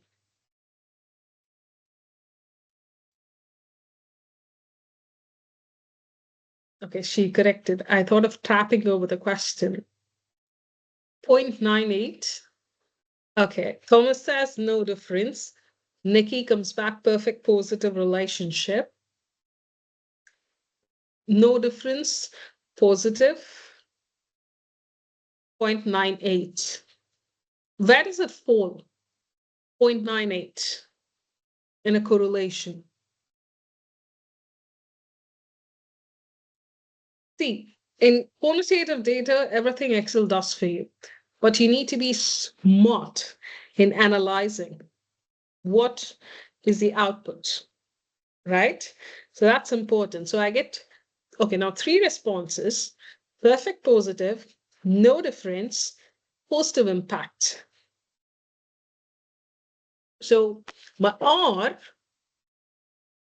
technically this is your R range. Correlation is always reflected in R. So R, this actually equals 0.98. So I had 2 variables, right? Variable A, and then I had variable B in the Excel, small figures. Now this 0.98 is very strong correlation, which means almost perfect. So Nikki corrected it. Manisha also came back telling positive impact. So if you notice, it's 0.98. So almost perfect, which means it has a strong correlation. So R equals 0.98 means that the 2 variables are almost perfectly linearly related to each other.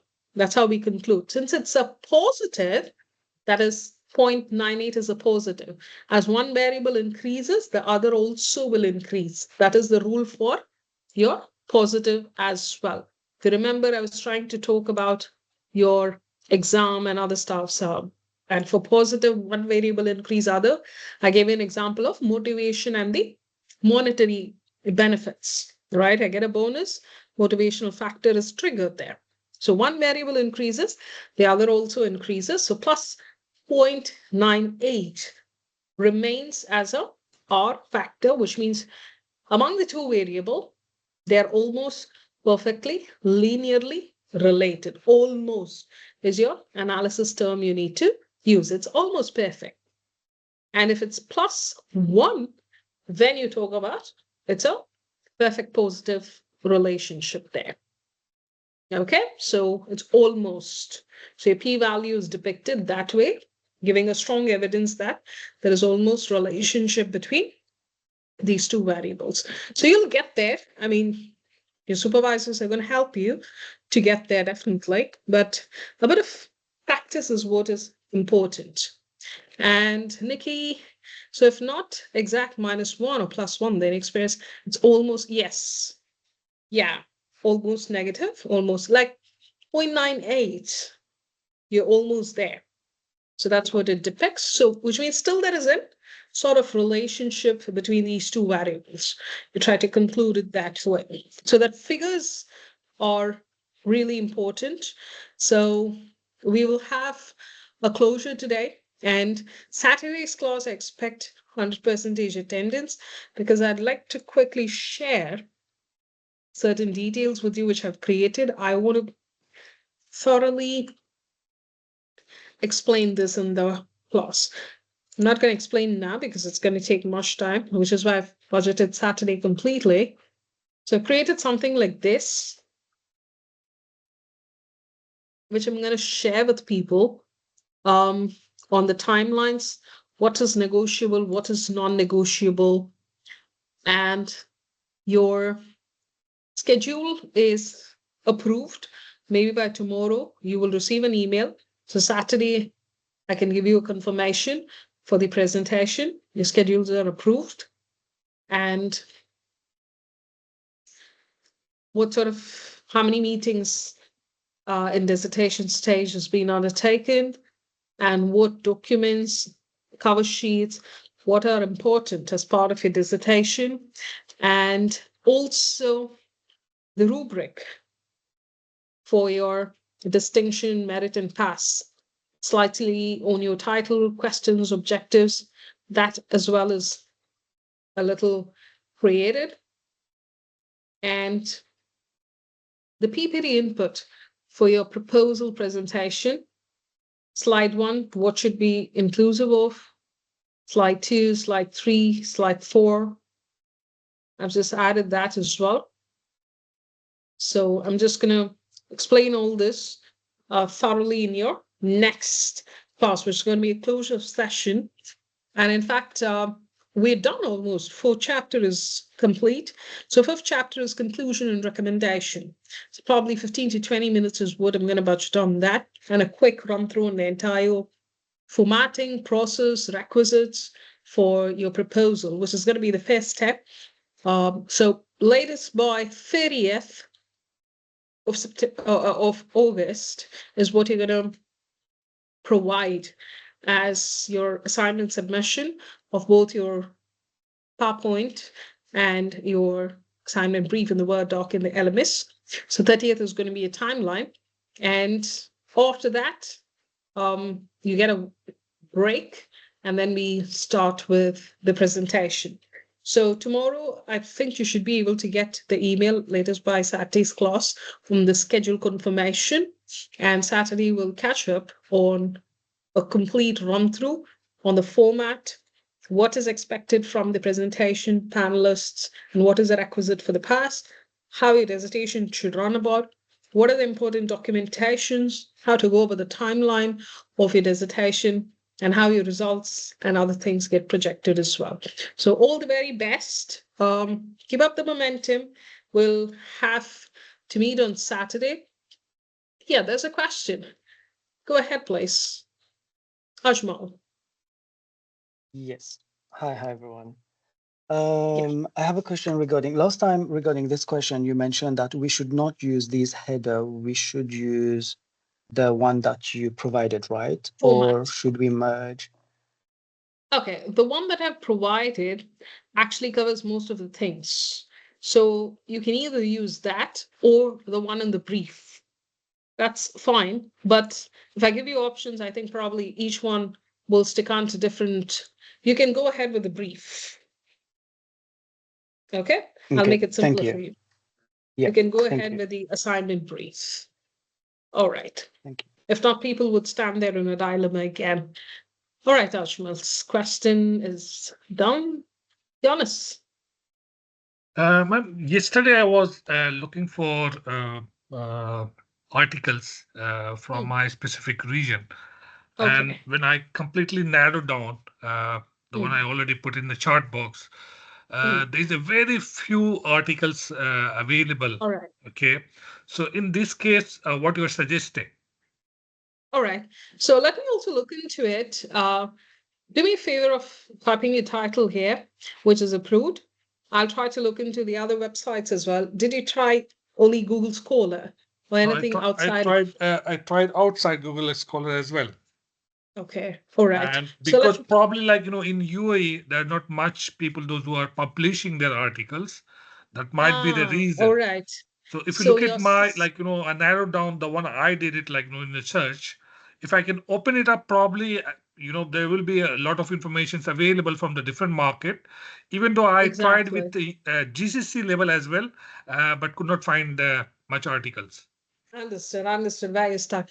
The common question also among students are, there is lack of resources centric to my topic. Again, centric to your geography will be very limited. That is not a concern at all. So it is okay if you get different geographies, but it should be on AI driven, that is your artificial intelligence or digital marketing elements. You can still pick and choose them because they are part of your literature. Yes. Someone has done some research, some part of the world about the same topic. So it's still doable. You can go ahead on picking and choosing those articles. When you get it on geography centric, that is where your uniqueness comes, which is why there is very limited resources. That is never a limitation. I would encourage you to look into the other aspects like your AI and digital transformation or digital marketing, things like that. If you get an article, please go ahead, add it as part of your source. In UAE, there are mainly two things is very, very known, which is like logistic industries, which I have seen there are a lot of articles related to supply chain management, which is very, known activities in the region. But it is not very much correlate to my chosen topic. Okay, Yeah, so I cannot take that basically articles into my considerations. I want to go more specific to a certain industries. It has to be specific, in fact, you're correct. So you post the title, I'll check across the website, which I have premium access to as well. Should I get I it? have already I'll done, definitely like, share it. on the chat box, how I basically search it. If you can just You quickly use have a Google. look on it and then respond me, please. Sure, Ernest, noted. Thank you so much. Thank you, ma'am. Yeah, any other questions? Mariana, you had raised earlier? Yes, good evening. Good evening. Just a quick question concerning the abbreviation. Should you make, I don't know, a table with a list of abbreviation that we used? Or it's is this part okay? of your proposal or your dissertation? No, it's not. It's just because we have some abbreviation that is used here for a public institution, for example. So I guess not everyone will know that. And I just so put it as part of your annexures. Okay, got it. That will be Thank you. sufficient. Yeah. Thank you. Yeah. Thank you. All right. So great. Couple of questions. Interesting. The students people are working on it. And do we have an amended timeline? Yeah, Michael, that is what I was trying to mention some time ago, that you would receive a timeline either tomorrow or latest by your Saturday session. It is approved already, the timeline, and people's slots as well are fixed. Each of you all have different days and different slots. So he would be sharing either tomorrow or latest by your Saturday's class. Okay, I'll just follow up with him as well. Okay. Yeah. So please take care. Osama. Yes. Sorry, just a quick question. Regarding presentation, do we need approval for it? No, not at all. It's just a slide deck that we're looking at. Okay. A PowerPoint presentation. Okay.